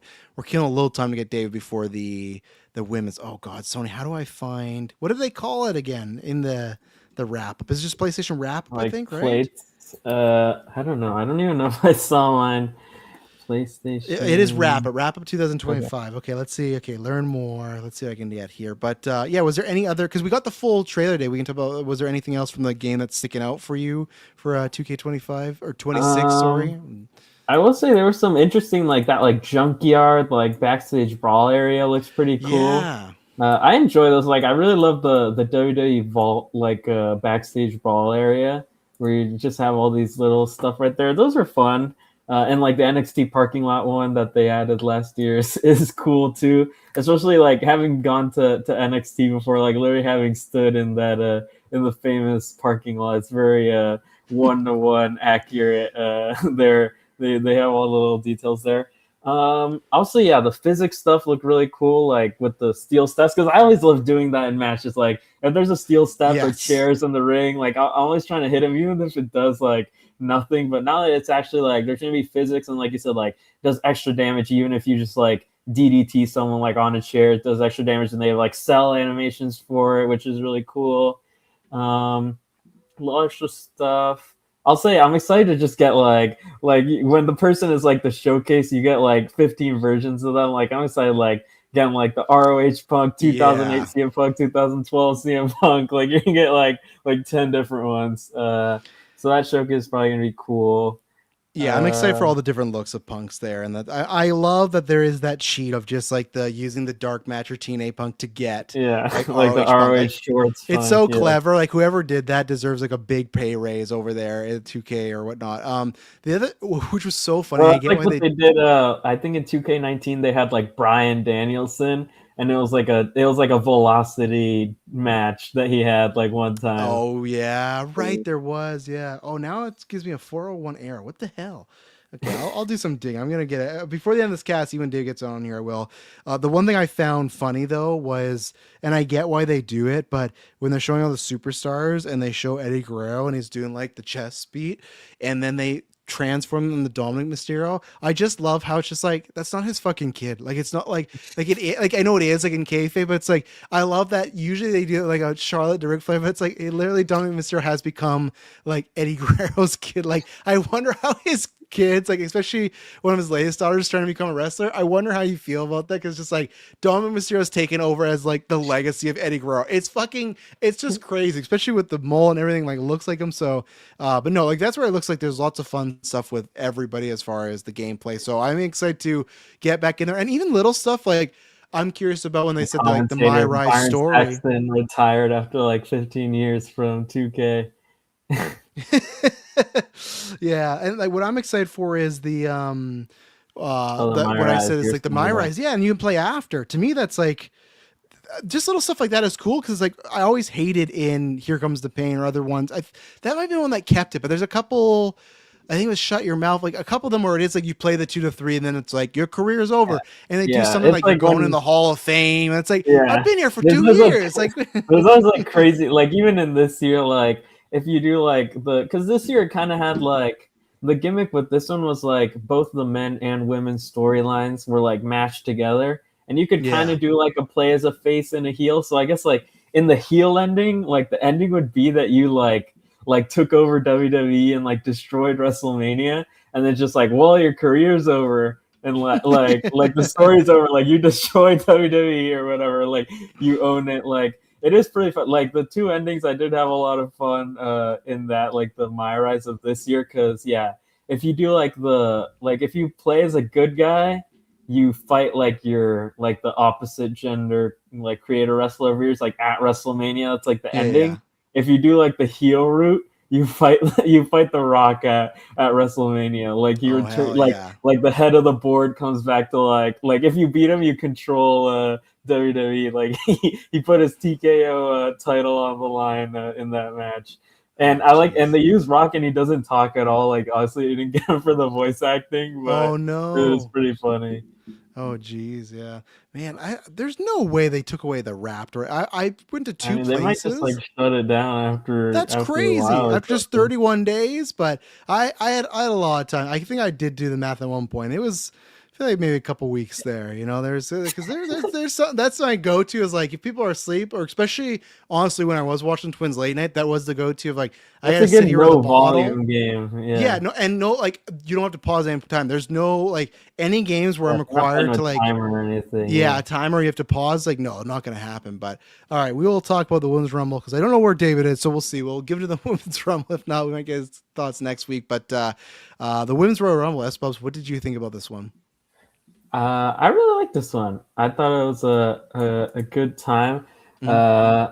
I'm trying to think what my main thought about. I'd say like the start was like I'd say it got better over time. Is what I Yeah, thought the about ending it. definitely got better. Yeah, for me. Yeah, yeah, and then obviously Liv one that you did predict, right? I think Yeah. about yeah you were on Liv and I just didn't see it happening this year. I thought the other years they could have done it made sense. Not the first year, but even last year made a bit more sense. But no, I was surprised by her getting it. I know that was about a lot of the odds. And also surprised again about her versus Stephanie, not as a matchup, but as like a Mania match. I don't think that They like get Raquel beating Stephanie on Raw this week. someone did pitch. Remember, someone did pitch that last week on our Yeah. comments. Remember, and I don't know she did eliminate Raquel, so we'll see. But yeah, like I don't know. I'm excited to see what happens with Stephanie because I just right now I don't see that match even like closing or opening a night. I really don't. I need to see the That's a heat there. night one co-main event. Absolutely. Like I think that's it's gonna be like the Tiffany Charlotte spot. You know, like that's where I think it's gonna be. Let's see, I Judgment think so. I Day. do think it would be like I feel like for Liv like finally winning the Rumble and getting like she's never had a singles match at Mania Yes. in Yeah. like 9 years on the main roster. So I feel like the match will be like I feel like they'll put their all into it. But for the Absolutely. story and Yeah. stuff, yeah, I'm not really sure. I got no doubt there, and I think it's well deserved. I was on the show last year. I was defending her through the thick of it, the fucking 6 month run of her and Rhea. I was the guy pitching that she should have versed Rhea at Mania. Like that to me, I was pitching like that should have been her moment. So I was just surprised when they didn't pull it then. They're pulling it now when like Liv's hot like crowd wise, but like Stephanie is like a little mild right now. But we'll see what happens. She still gets reaction, so I think the match will be good. I think it will be in that like kind of Tiffany Charlotte spacing there. I don't think they would do Buster Brown saying Judgment Day Fatal Four plus Fakir. I don't think so. I think you might just I think because I suppose you talked about this before and we keep going back and forth. I do think they are going to do some multi-women's tag at WrestleMania, and I think there's a good chance that's just Raquel and Roxanne. It's like, okay, we'll Liv won the Rumble, right? So she can't do that. I think you had multiple stare downs. We'll get to the returners, but you had I think them. especially it's like 25 years since the TLC, I think, like at Right. You WrestleMania. got them. I still think Charlotte and Lexa will be in there. I think you could do the breakup angle after Mania if they wanted. Right now, Yeah, they could do like a people kept saying like for the last 3 weeks, people have thought they're breaking up on like every episode of SmackDown. I'm like, I don't really. I feel like they're just gonna keep going with this for a while. me too. Yeah, like to me, the Rumble is like the first real start of it, right? Because you can do the did she mean to, did she not, and you could go either way with it. You could Alexa link it with the Wyatts again if they want it, or does Charlotte be that way? I don't know, or they might just do like because NXT wasn't that running joke of Fraction always like breaking up and not Yeah, it breaking was up. Yeah, like every week they would like hit each other or like do something without, and they just like yeah, it was the Fraxium is fine. They're hmm just never they and I mean they still haven't broke up. So exactly. And the thing is, to me, it's like that. It's like a rock and sock connection where they can always be at odds. These two, like they're best friends but not best friends. So I think you have them. You got Raquel, Roxanne Raquel. You got maybe Julian Kiana, who that was another one. Yeah, Buster Barnes put on. I had in my notes. We talked about the I did people see that were going to. oh yeah, I saw the standouts you were talking about. Yeah, Yeah, she wasn't really on our list, but I saw a tweet that was it's like when she came out, crowd was reacting like Deanna she was Praza and Deanna then Raw. Praza, Yes, I and had then the when she same was in the thought. then when she was in the ring, they were reacting like she was prime Stone Cold. Because I wasn't watching Raw when that entrance happened for weeks. I thought that was like a meme edited video. Like I did not think that was real because I thought there's no way it's that quiet. And eventually I had to YouTube like the full clip and I'm like, oh my god, like it is. But for weeks, like that's not real. Like someone's just, it's like a funny meme. But like it was, and when she came out, it was crickets. But yeah, she won them back. I was very surprised. Like even it's so funny that they're connected. I said that WWE needs to heat up Julia last week. I said, that's who I think they could put their money behind. The fact that the other side of that got that, I was in shock. Could not believe it. Turning face on Julia. Yeah, WrestleMania, the US yeah. SmackDown Mania. Here we come. Lock in.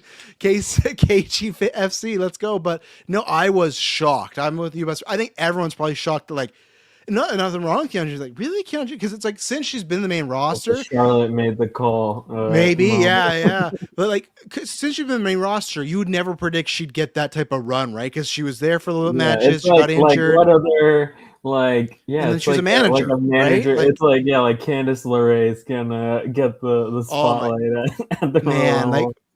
Like we do. Well, I guess we could talk about it here because we don't have any AEW news. Great for Ciampa. Very happy got that reaction because you never know what. Like I know he has a name, but still you never know when a guy. Like all the tweets of like him going have like 60K likes. People are fired up. Likes, yeah, and that's where it's like I'm not saying the same for Candice and Johnny, but like. Man, like especially Candice, they don't give a fuck about you. Get that company, go to AEW, go wrestle, and again, they have children. The money could be good. That's all fine. I get that if that's a better life choice. But it's just like the fact she's in there for like 45, got a couple punches in, 45 seconds, and they dump her. It's like the Triple H soldiers. Well, yeah, her and Johnny. Yeah, I would understand if it's like the Oba thing where it's like, someone's dominating and Candice got to win their story, but it's like no one's even dominating. They're just like, let's chuck her out, Jordan threw her out, I think. Yeah, it's just crazy. And that another one, same thing, Jordan Grace. I thought she was gonna get a better highlight. She got a better fucking highlight when she was working with TNA. And when she was with TNA, and maybe that's point, right? To like sign you, so like, you'd love it here. But like to me, Jordan Grace was like almost nothing in this Rumble, which is a shame because she's one of my favorite ladies on the roster. I feel like she didn't get any big moments or anything, and she just got kind of dumped out. Like, okay, she's gone. So there was a couple weird spots. Yeah, Kiana James being the surprise like highlight. It was, we all hit the nail on the head. We all knew this coming. Lash Legend, she got a highlight. She looked great. Great moments with her and Rhea and her and Charlotte. All that stuff was aces. Her and Kiana James was just, it was just weird that happened. And like I said, Julia not getting anything to me really was, they did the stare down with her, Io and Asuka, which is like a fun dynamic. But to me, what Kiana James got, I thought Julia was going to get, but that didn't happen. And then, but overall for the match, I thought it felt more like a battle royal with entrances. I think it did get better in the back half in that like 22 and up. But the first little bit, I liked the idea, and I thought maybe because the Oba thing happened, they didn't do this. I thought, they're going to have Charlotte and Alexa team up and just throw one out.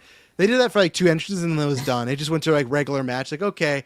And then for a while, until Chelsea got in there is nothing. They come in, hit a couple spots, and then it was just like on the ropes and you're fighting. It's just like they were missing, whoever put out that Rumble, they should have spaced out maybe some of those bigger entrances apart or bigger moments, because Chelsea did a comedy spot, she did another comedy spot, but it felt like for 15, 20 minutes of that match, there was not much happening. It was like not bad, but just like kind of a slog, and just really wasn't working for me. But the final back half, once you're getting EO and Rhea and some of the bigger guns, and but Dave, right now we're talking about the Women's Rumble, and then we'll get you a rundown for the rest of it. Now that David's here, you can talk about Natty's performance in the. Yeah, how do you think about Natty? She got more. She got more of a standout than Julia or like Jordan Grace. She got a big elimination. Yeah, she had some new music. She had on her attitude. She comes out. She gets an elimination. She was looking pretty tough. I mean, right? And David, when he gets here, Buster Ryan's also sorry. Maybe this is a hot take, but Natalia's so lame. Well, good thing. Buster. Natalia wasn't here tonight. It was Natty. Yeah. Natty was wrestling tonight. We got the low key legend tonight. This wasn't any Natty or any Natalia. This was Natty. This is the badass. And she got elimination. So what do you think? We'll get your thoughts on other matches, Dave. But what do you think of the Women's Rumble right now? That was our last one we were talking about. I agree with what you said earlier because I did get to listen on my way home. I was listening to you guys talk, heard all the conversations about 2K26 and everything else. There was no excitement to me, and there was no exciting moments to me, like outside of the Charlotte and Alexa thing to start out with, and their little back and forth, which I did kind of wonder when I saw Charlotte reaching out, like, was that elimination supposed to happen then? Like, because it looked like she was supposed to catch her. I think it was. I think they did a good job. Actually, I know Meltzer. Like, I was completely botched, but like, I felt like it was maybe just a good job of selling it. But I don't know. Maybe it wasn't because because it just felt like it was the way it was shot by the camera crew felt like too planned out to me. It was very much like in her face and then back and forth. It felt very staged in a good way, in my opinion. So, but outside of that, Jordan Gray's getting some shine and some others getting some shine, and that seems to be about it. There wasn't anything that like really was out the world. Brie got probably the biggest return pop of it all. Like that crowd was hot for Brie. Like I said, that was like a Brian at All Out pop right there. The crowd doing the yes chants, going crazy. Oh yeah, even Nikki Bella was getting in on that. But yeah, we didn't talk about that, so that's a good place to go off. But yeah, finally, after weeks we've been talking about this, I feel like I'm not even a fucking Bella's fan, but I'm bitching and moaning all the time. Like, just have them as a tag team is better. And who cares? Because again, we saw it on the SummerSlam board, but then we've also heard some reports, and even they said it was either Nick or Brie that said in the podcast, like, I don't know if that's the part of the reason why. Yeah, it does not matter. Herself. Yeah. It does not matter. I know. Again, they're doing the yes chant. They're gonna think of Brian. And Cole couldn't say it's like, well, that seems like someone we know or something. Like he didn't even say the yes chants. He was like, well, those are the it kicks. Oh right, the it kicks. Yeah, it's like, and again, like it's not gonna change anything. Brian's not even on fucking TV right now. I hope the dude's just okay and like his neck heals up. So it's like that's not gonna change anything. Like, and it's the reverse way. It's like, sure, some people might look at that big, oh, is he coming back? But it's like you just need to look at it like, don't follow Bully real. Yeah, Danielson's not far behind. It's like this dude's fucking worried about like not being able to walk, and Bully's ready. Like he's probably coming. It's like, no, man. Like I think Brian's pretty satisfied. Like. And here's the thing: he's never been mean spirited about like he's talked about it. He's like, to me, it's like a parody of wrestling. Like, I don't think he really much enjoyed the type of wrestling he got to do in AEW, right? And even then too, it's like other than the Gunther match and a couple others, it's like I don't know what there is to do for Brian in WWE other than be like Lyra's manager, like hook that shit up. There's another tag team, right? They'll be at the WrestleMania one, but finally, I'm happy she got that moment. The best worst theme song of all time, Brie mode. My God, but I actually like it because it is so bad that it's memorable. Oh yeah, no, absolutely, I love it. It's better than the just like boring, just nothing we get from Def Rebel and stuff like that. But good presentation. I think they'll go to Mania. I think there's a chance they will win those titles at some point. I think it's gonna happen. They've never won it. Like they kind of have to be like in the history of the merge women's tag team titles. The first ever Hall of Fame tag team champions. Like tons of stuff you can do there. I think they might even pull that shit at Mania. Especially that might be the place to do in a multi-person match, right? And I think Vegas will pop unless like the crowd's just ready to turn on them, and I don't think they will be unless they just really want like another one of the teams in there to win. Yeah. So, but no, good for them. They got the moment. I think they just teased a lot of the tag team stuff. I'm trying to look at other notes I had about this. Oh, loved Roxanne's gear. She went the Shigo gear. Yeah. Oh my God. Oh, this was in my notes. I forgot to bring it up at the very beginning. I'm glad they pivoted. Man, the fucking lights in this building sucked. They were it's so funny because I remember I will say like there were a lot of empty seats, but like the lights did make it look worse. Oh, it's empty. Yeah. It literally, even when those were off, sometimes it looked like a barren crowd, unless it was the lower bowl. The lights when they're off are just like a square. Yeah. So they look like empty seats with like the seat number on them. So I would recommend them being like, hey, sorry, don't do that again. Don't do that for WrestleMania. Like, I hope Mania, the stage was all good, but like the seating, like that didn't work. And even when they're on, like I remember people for the Raw Netflix premiere hated that, but I was actually fine with it. Netflix premiere, it looked good. It was Money in the Bank because that one also because remember Money in the Bank, what they did? They had like Worlds Collide like 2 hours before Money in the Bank. That one. Yeah, like because Money in the Bank was in the same place. and they had like Worlds Collide like two or like one or two, like it ended like pretty much right before Money in the Bank. So for that first, like the women's Money in the Bank match, like it was like empty because people were still coming in from like the other show. And that one also had the lights, and yeah, when they're flashing, it just looks like the place is empty. Yeah, it's so like it can be done well, but tonight I think they were smart to turn them off because I think it looked worse when the crowd was lit the entire time, but then it still didn't look great after the fact. But good thing, I think they probably just looked at it, they were like, you know what? This isn't working. We got to make it look a little bit better because it just looked like that lower bowl was filled. But there's that. And man, just seeing stuff on my timeline. Triple H claims tonight is the start of a new era. How many fucking new eras we got, man? He's got to say that after what Roman said. He has to say that. I feel like with some of them, like the new era thing, definitely people can meme on that. But when people quote, like make a quote of like Triple H said this episode of Raw is gonna be epic, like. I feel like the quotes he says are just like, it's gonna be a great show, an epic show, and then people just quote like he said it's gonna be an epic show. Like, that one I get the whole like the new era thing, but I got some other. Obviously, we got Tiffany back, so we'll see what happens there. Really curious. The NXT people in here, the various ones, because it was. Let me get my thing here. So we had, we had JC. We had Lola, Kalani, Sol Ruka, and was there one more person from NXT? No, I think that's it. You might be thinking of Jordan, but obviously she's main roster now. Yeah, Kalani, Saudi did not know her. She won them over because she was doing flips and everything. But when she came out, I was gonna say her and Sol, like their first as well. Sol, she did like the springboard, like buckshot lariat as her first move, and Kalani did like a Phoenix splash to like get into the ring, which is just crazy. Yeah. No, it was interesting there. I will say for the winning sequence and stuff, because we got Tiffany and then talking about Sol Ruka, I really like that. I love that it was a different final three. It wasn't like we face off and one big move, you're down. I love that it was like it felt like we got to get this win. Like I got to get you out. I know every couple months, some Sol Ruka does the finish, and then we have the same debate over again. Is this a bad finish or good finish? I really don't care. I did not like it for the Rumble because like.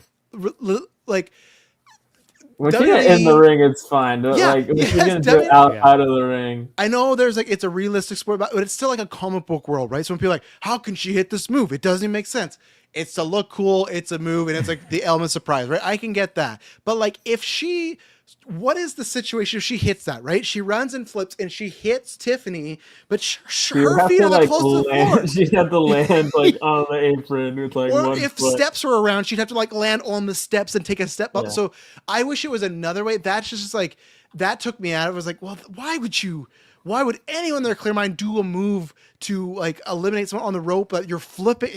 It was awesome. That's the only thing is don't do that again. But I love they did the whole skin in the cat 3-way with all of them there. And I did Sol's outfit a lot. It was very like Jeff Hardy or Lita.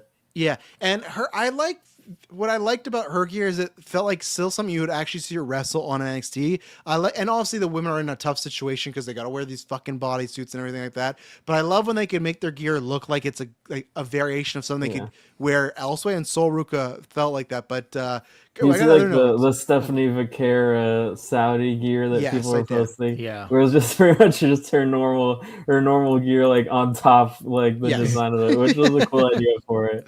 Yeah, I forgot to ask because I got some more notes here. But Dave, what do you think about Liv winning the Rumble? I don't have a problem with Liv winning the Rumble, other than S-Bubs gets more points off of that. Like that's me. I got Liv. No, I got the number. Oh right, you got the number. Yeah, right. Yeah, it's true. So other than him getting that number 14 spot, because out of the final three, I had two of them and he had the other one. But other than that, like I think it's a good shout for her. Like I'm excited to see her in a championship match at WrestleMania instead of them being thrown into another tag team match. Save that for somebody else. So I'm good with Liv. What number was Big Dog Roman at? What was the Tribal Chief at? I think none of us had it. He was like, he was below 20, right? No, he was 25, wasn't he? Because didn't you say he's never was a number that hadn't won before? Yeah, he was 25. I remember it was a number none of us had. Yeah, okay. So no, I was just curious about that. So you got that. But yeah, we were talking about. But yeah, what do you think about Natty eliminating Becky there, David? How do you feel with that? I thought that was a fun moment, and I did kind of agree with Becky a little bit about did her feet touch or not. So I thought that they were going to make a whole spot out of that, but then the referee just comes back and is like, nope, you're done. Oh, I didn't. I missed that. I saw her got eliminated, but I didn't see the feet spot moment. But. She fell and she landed on her back, and her feet were like up in the air, and she was like, "No, no, no!" And she's pointing, and she's like trying to scoot forward, still on her back, and the referee's just like, "No, you're done." Yeah, it's interesting. So I'm all for. Now I said this before. This is her last time we get this one big final push. I'm all for that. I want to see this character. I am also with S-Bubs where she does have to like work, like change a bit of the style of facial and character stuff. Luckily, she's not like doing the like, yeah, natty thing yet. She's still, she looked like intimidating, right? So her getting Becky out is a big deal, but at the same time, is this just to like fill some time because we all know AJ Lee wasn't going to fucking work the Saudi Rumble? And I would have been surprised. Like, good on AJ for not doing it. Phil, he's fine to do it. Even this trip, he didn't even have to be there. He didn't do anything. He's sitting at the post show, but AJ, like he's doing it for the love of the game now. He really is. Like, but AJ wasn't there, so that's where I feel like this. My point is though, like, okay, if this gets us to Becky and Nia, it's fine. But like, Becky's supposed to be heel, Natty's supposed to be heel. I don't think like Natty should be in a heel situation right now. She should be fully bully heel because I feel like if you put her in heel, it just doesn't get the same point over. I guess my only hope is maybe they do like a triple threat. That could be fun of like Becky, Maxine, and Natty. Yeah, I think that could be fun. So I hope they go that way. I just think if they do Natty versus Becky, you either risk people cheering for Natty and you don't want that, or people cheer for Becky and you don't really want that. So it's like that's my only worry with that elimination, that I think they're definitely doing something on Raw. It's just what they're gonna get to, So yeah. Another point, very surprised. I know someone put in the comments earlier, Charlotte Flair being the Iron Woman, was very surprised. I would have been a very random Iron. Like I feel like she was the Iron Woman like in technicality, but it didn't really feel like she was like. Yeah. I kind of just remember her like in the start, obviously stuff with Alexa, and then she was just kind of the classic like sitting in the corners. Around, a Ms. Iron Man thrown out. Yeah. So I was like. I would have been fine if it was her and somebody else, but now like the whole year and next year, like Charlotte was the Iron Woman last. Like same thing when Penta came. It's like he was the Iron Man last year. I like that because it's something where it's like Charlotte also just won last year. I don't think she needed like another. She has her story with Alexa. That's her thing. Like I would have liked if they gave it to somebody else. Even fuck if they would have just had Kiana James break the record and go in there. And that's what I was gonna say right when we had the eliminations was. So there's a bunch of stuff going on. They had Lash get out Io, and then Rhea got out Lash, and then Raquel got out Rio. Same thing, though, to me. Once it was down to Soul, Tiffany, and Liv, it was like, well, Liv's winning. David, you may have heard about what I said at the beginning. I feel like whoever's booking the finals of these Rumbles is not doing a good job of... Like, I should not know who's winning at the final 3, final 4. You should make it like those are the top tier people. Even if someone has to take a dive that doesn't want to, sorry, it's the fucking Rumble. It's by chance you could get thrown out. To me, the second, like, Soul is definitely not winning it in NXT. And I just thought, like, I don't think that'd be very odd for Tiffany to win it right here in this moment, right? So it just, I feel like, again, like, you can still have those final 3, but maybe find a different way. Maybe I would have still kept Rhea in there for the 4th because that would have been believable. You still could have had Liv dump out Raquel. I think Rhea being in there would have been the other option of, oh, that is believable. And also, it actually wouldn't mind if they ran back Liv and Rhea and Liv eliminated her this time to get the win because that's how Rhea got the win, right? Cool So yeah, it just the second Rhea went out, it's like, okay. Second Io and Rhea went out, it's like, okay, Liv's got this. It's in the bag now, So my only point on that. So, David, what did you? Oh, sorry. Was there any other notes on the Women's Royal Rumble from you guys? I'll say I was happy JC was in there for a little bit. I don't think she eliminated anyone, but I thought it was. Yeah. Oh no, she eliminated Kalani and then Sol Ruka because that was the thing. She eliminates Kalani and she's like, you don't belong here. Go back to NXT. Like I'm main roster. And while she's doing that, like Sol is like does the Soul Snatch to her and throws her out. Yeah. And that was one of her best Soul Snatches. Like it felt like she did it in like slow motion. No, it was good. Dave, you got any other thoughts on the Women's Rumble? No, that's about it. Lash Legend got a good look in there, and some people were able to get a shine, but in that it seemed very predictable at times. Yeah. We talked about this, but I know we said it wasn't actually happening, but man, no Bianca Belair. What the fuck is this broken finger, man? This this sucks, man. Like she's been gone for a whole year for this. Like I hope she's back. I hope it gets back as soon as possible. Like my only hope was that they're just really doing a good job of hiding it from the sheets, and number 30 is gonna hit. But once Tiffany wasn't out because we were talking about that, and wasn't she went on for a while? I'm like, she's gonna be 30 because that's all they got for like the big surprise kind of thing, right? So man, it sucks. I hope Bianca's good and can get back here soon. So, yeah, David, what did you think about the rest of the show? You got the men's rumble, you got the Drew and Sammy. I almost forgot about that because then you got there and AJ. Yeah. Drew and Sammy was again, I'm gonna say predictable for me. Like I knew what the ending was gonna be. They had to get Sammy over there, get the crowd reaction, just like having him last night talking Arabic to the crowd. Like it was a fun moment, but we all knew Drew was gonna keep it. Like I didn't see a scenario where they're switching it over to Sammy for a couple of weeks. Just to have him like drop Sammy it posting this shit on Twitter. He's posting montages of TikToks being like, finally my time. It's like, no man, it's not. Save that for when you're actually win the title. Don't be doing this, Yeah, and then AJ Gunther, I thought was a good match, man. That cut on AJ's arm looked super gnarly. I mean, I don't even know when did it happen because it happened like the table. They said I thought, yeah, it happened on the table spot, and it was deep cutting. And every time he's rolling around there, it was getting everywhere. But I liked his reaction when he kind of like came out of it, like, wait a minute, what happened? And then the realization, like, I was like, damn, this is some great post match acting by AJ. So his WWE career is over. I don't think his actual in-ring career is over, but we will see with that. And then you guys already talked about the men's Royal Rumble, and what are your thoughts on it? I enjoyed most of the spots. I feel like, and it's really hard with the travel situation. Like a lot of stuff kind of got spoiled. La Parka, I'm like, that was a waste of an entrant. Like this isn't even WCW La Parka because that's LA Park now. It's like this is just, hey, hopefully you remember this name and this look, even though it's a passed down gimmick at this point. Mystery Iguana, I'm like, I didn't need the AAA. I would rather seen their partnership with TNA than their partnership with AAA. I agree, or a bit of both, right? Like, sorry, if Rusev's one gonna of be treated one like that, give it to a TNA guy. Like, get Mike Santana in there for a couple minutes. Like, get Joe Hendry in there. He's at the pre-order of the video game. He was on a trailer of this thing. Get him in there. Like you gotta be at NXT to get attacked in a backstage segment. Yeah. Drew taking out Cody kind of made me laugh because I'm like, man, I'm getting some more of Petty Drew, and I'm always here for Petty Drew. So having their storyline continuing. That's why I said in the Discord, I'm like, are they setting up Cody versus Drew? And then that will be the eventual setup to Roman versus Cody part 3. Like they're circling back to it. But that's what you're saying. You're saying that he would beat him at the Chamber, and then Roman's like, I pick you, Cody, eh? Yep. That's how we get to Cody Roman 3. No, I think Punk is looking up those lights. Roman's like, remember that podcast you cut on me in 2015?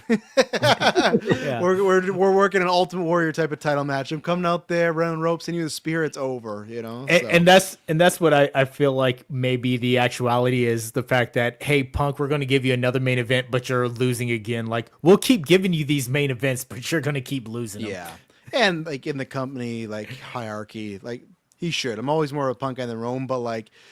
Punk did tons of damage to his career, and he wasn't even in the company. Like he literally, and he knew what he was fucking doing. He can say whatever. He always changed his mind. Look at 2 years ago, he's out here tweeting about AJ Styles being homophobic, but now living legend, inspiration. It's like he knows what he does. He literally bounced at WWE and took everyone's aim and put it all on Roman Reigns. When like mentioning this guy multiple times in that podcast, mentioning how they want to make him look strong and push him and make him look good. It's like he knew what he was doing, and that's where for me, like, there's tons of juice and meat on the bone for Roman and Punk. It's just like, do they actually go there, right? Is Punk what do we get? Do we get the raw Punk where he's just very sleepy and he makes some fucking joke and he's talking about spinning and doing tricks on it? Or is he fired up? And same thing with Roman. Is he motivated to be there, or does he just want to look cool at the end of WrestleMania and hold the one, right? Like, they could legitimately have a great program, if you incorporate all that stuff and talk about like, and not like go beat for beat, like you remember Colt Cabana's podcast, not like that, but you know,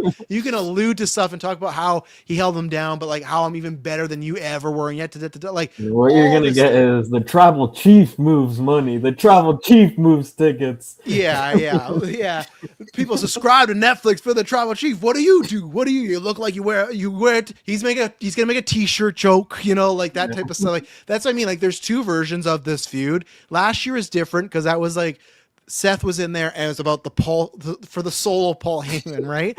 So now you take Seth and Paul out, there should be, what is there to talk about? It should be your guys' personal issue, or they're gonna do probably what CM Punk's been talking about lately, but like I'm a grizzled vet, and they're gonna do like Roman, like I'm gonna put you out of your misery, I'm gonna be the one to knock you up. Like there's two versions of this feud. There is the feud of the year, everyone's very excited for Mania, or the very phoned in, very WWE ridden. That's just like paint by numbers. You can miss it. And again, how much is Roman gonna be there this season? You know, how much is gonna be like? How like he's gonna be there for what? Maybe 2 Raws before he gets up there. I don't know. It's interesting. Yeah, he'll probably do like 2 or 3 Raws. You know what's the question? Will he show up before Elimination Chamber? That's what I was gonna say. I meant once he picks that. Oh, that's tough. I could see him being at Chamber. I could see him being at the Chamber, but only in like the fucking skybox again. Like what? Like what? And then he points or doesn't point or something like that, or he gets the entrance. I could see because where Chamber's in Chicago. Oh my God! Punk's gonna retain, and like Roman's coming out and laying him out in his own city. That's what I would want. Because the thing is, you could have Roman be a tweener for a couple weeks, and then the Raw after WrestleMania, he throws the title, acknowledge me, and the crowd goes wild. They love him, right? But in Chicago, he should go there and get booed, and he should love it. It shouldn't just be Punk, yeah. Oh, absolutely. It shouldn't just be like he does. I get the booze leave. He should be like salivating it, like because it should be. We should go back into the like how much he hates Punk, but know what? Fuck this whole thing up is fucking Z-Bros and Survivor Series. Because again, they're like, we're good. They like fist bump. They're like, we're good. And then it's like, but you, Cody Rhodes, I hate your guts. So they already established like twice now, like Roman and Punk are like, yeah, you're right. Like, you're a good guy, you know? So I hope they find a way to fire this up, you know. I hope they can get there, you know. I don't know. Like I'm interested in it. I still also would be fine if they did Roman, Drew, and Cody and Punk, but that's not happening. Drew's out here, you know, kicking people's heads off. And then, I put in the notes, and we'll get back to Dave's other thoughts too. We alluded to at the beginning of this podcast, I could not believe, unless he's in on it, I could not believe what Roman Reigns saying on a Pat McAfee show. I got to get the full quote, because not even just the one quote would have been risky enough of Nick Khan's a great businessman to change the finish to the Rumble. I thought I was going to change the other way, but like the one quote of him saying Nick's a great businessman, creatively we got to be there too. That to me was already bad enough. I was like, that's already shots across the bow of like, you're talking about one guy. Like obviously it's everybody, there's writers, sure, but there's one guy at the head of that. So you're clearly like saying something, and then where is this full? There, we got so much W2K stuff in here now. So, right, because Ava left that stuff. Yeah, we got AW Joe Noah memes. Here it is. Yeah. We are 2 years in here now. We haven't advanced. We haven't evolved. We have great leadership. Nick Khan, God bless him. But we have to keep up creatively. So that's saying, Nick's fine. Replace Triple H. And it's just so funny because we've heard this a few times and it's gone away. But we heard about like the power struggle between Rock and Triple H, and you know, fucking Roman Reigns is in the Rock side on that one. So it's just like, and I've always said this as a conspiracy theory, and I'm gonna stick by it. The reason Steph's going to the Hall of Fame, the reason Triple H went in the Hall of Fame, the reason he got the cover is because they're doing all this fun shit with them now. So then if they ever release him or part ways, it's never awkward. It's like, fuck, we never put Triple H in the Hall of Fame. Now it's going to be awkward. It's like, no, we did all that. He's already in the Hall of Fame. Steph's in the Hall of Fame. Get out of here. If people don't think so, look what they did to Vince McMahon. Fucking Ariel Omani said, I would never run WWE without Vince McMahon. He's the Titan. He's the guy that's going to lead us in the future. A month later, that motherfucker was gone because they knew what they were doing. They bought that company, they sweet talked him, and then they pulled the wool over him. I'm not saying that's the plan, but I'm just saying it's not out of the realm of possibility. You can have a WWE where Rock and Brian Gewirtz are at the head of things. If a few things that even people meme on with Cody, but like if those ratings continue to drop or stuff like that, if something ever happens, you could see a shift because you like TKO, they're worried about money. They're not worried about the loyalty of this. So I just found it like, I could not believe that Roman was in public saying this stuff about Triple H. Like, it is about Triple H. The fact that he said that, and the other thing is too, and this is fine, but he's saying about Cody because he specifically said, we are 2 years here in now. What's he talking about? He's talking about 2 years ago at WrestleMania 40. We're going to 42. About 2 years ago when he gave up the crown, right? When he gave up the ball and said, all right, you guys want him to run with it? So he's subtweeting Cody Rhodes and Triple H at the same time, who we know are like, that's his guy, right? He's like, even in Unreal, when he goes to Seth, he's like, oh, we're working Seth's leg. You're the guy. I just want you to know. There's no reason Cody needs to know about Seth pretending to be injured. Zero reason at all. But he's like, oh, you're my boy, Cody. I got to let you know. So it's like, I'm so curious where things are going to be in 5 years when we've already heard like scuttlebutt about like, oh, Dwayne and Paul have very different visions for WWE and they don't get along. And we hear people like they want Bryan in there and some people don't. Like the fact that Roman said that on the not even an interview too, on Pat's show.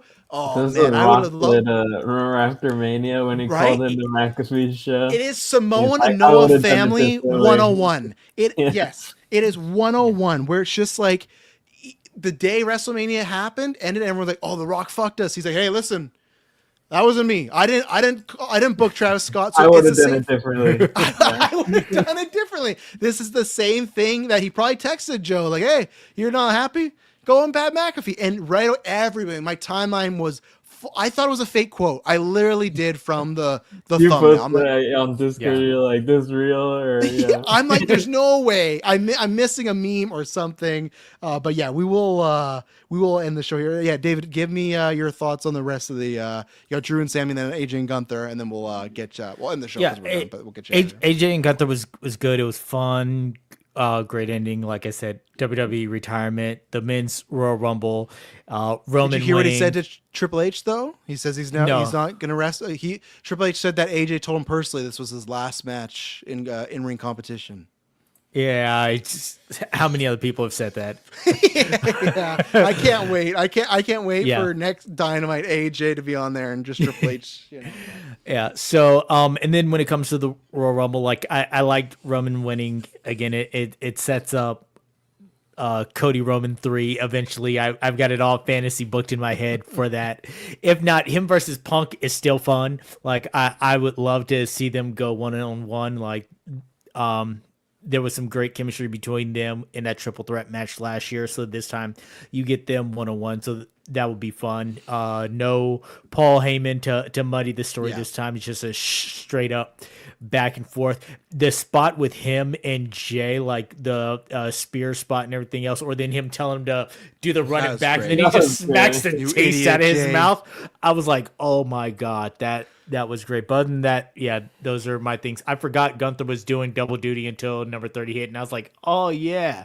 We got to 28, and I looked up like all announced, like all the pre-announced entrants, and I saw Randy. So I was like, okay, so he's 29 and Gunther's 30. I was so happy when you said that because I was so worried about Jericho. Oh my God, Saudi, he's going to be 30. And then when you're like, oh, there's only Orton and Gunther left, I'm like, oh, thank God. And I was worried when Gunther was limping. I'm like, oh, they're going to say he can't compete or something. They're like, Jericho, oh my God, there's no one else. On him, yeah. Oh, not even that. But they go, oh, you're not competing. Like, there's no one else. And then just the lights hitting, like, break the.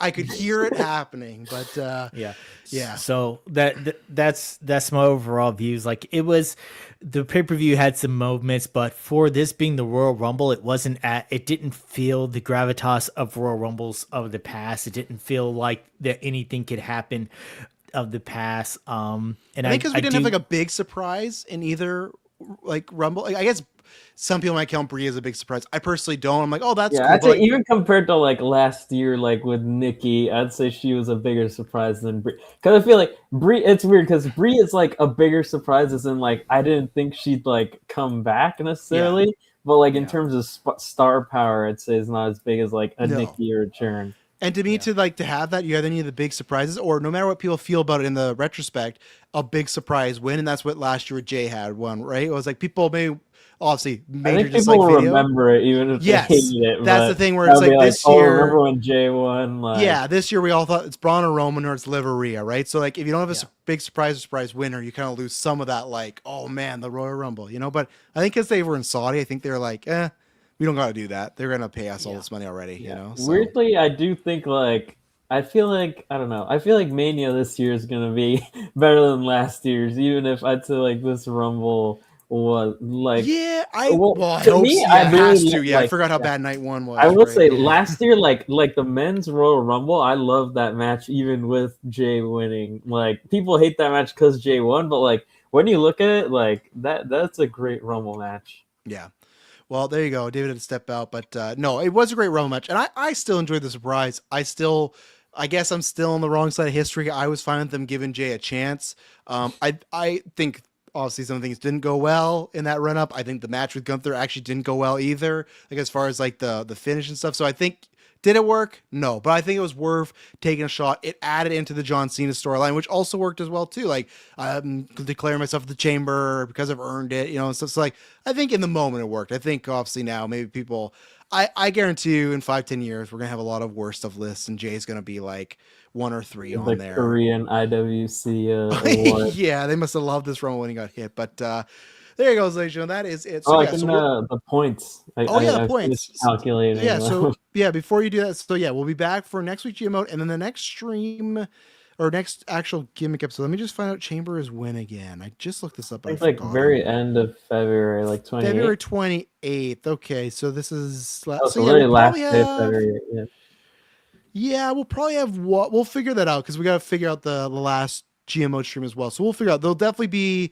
I imagine a stream of the Chamber weekend. I'll just say that there could be something more in between, but with a couple of GMO streams, maybe we'll have to do. Yeah, we might. Maybe what we might do is we might maybe only do one cast in February because I know March and April with WrestleMania we're usually doing a couple. Like I know April we do like 3 because we have the 2 Nany nights and predictions and stuff. So stay tuned. We'll just be back next week for GMO. But yes, what are the points, as Bub, after this raucous Royal Rumble? Okay. So David has 631 points. Oh. And this week, counting the Royal Rumble, he got let me see here. He got 60 points total. He's ready for the season to be over. He's ready for the season to be done with. then I have a total of 1,062 points. And then this week I got 169 points. And then Travis still in first. David got, and then 100 more. Yeah. Then Travis still in first place with 1,232 points. So we got both those Rumble winners. And so even if Jericho shows up, I got a good wiggle room on you right now. Yeah. So. And then this week you got that'd be 276 points just this week. Jeez Louise. Because both Rumble winners for 100. So. And then you had a bunch of people get, like, Rhea got a bunch of eliminations. You had Drew retain the title. Charlotte got a bunch of eliminations. Roman got a bunch of eliminations and Liv, too.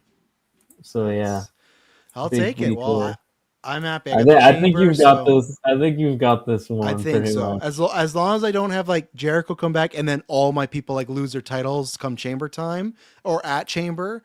I'm surprised no one has Jacob Fatu drafted. Really? Okay, I didn't know that. I thought someone did. So I guess maybe I thought David did, and then maybe when he got injured, I think David dropped him. And then I guess no one drafted him back. But yeah. Well, I think that I don't know. I guess last week we didn't, but I remember because for a while, I remember they were saying like, "Oh, he's gonna be gone for a while," and then it was like, "No, he's not. Like, it's just his teeth. Like, he'll be like a couple months." So I think that's maybe we got scared of him. So. Well, there you go. We have that to do. So we got the Chamber. We got GMO to finish off. Thanks to everyone that watched in live chat. And then, we'll be back. Always just subscribe to social media, whether it's one of our 3 or the Geek First one. Usually try to the week of or Patreon. Give a rough time and whatnot. But next week is February 7th, GMO final season for 2K25. We'll be back then, and it won't be.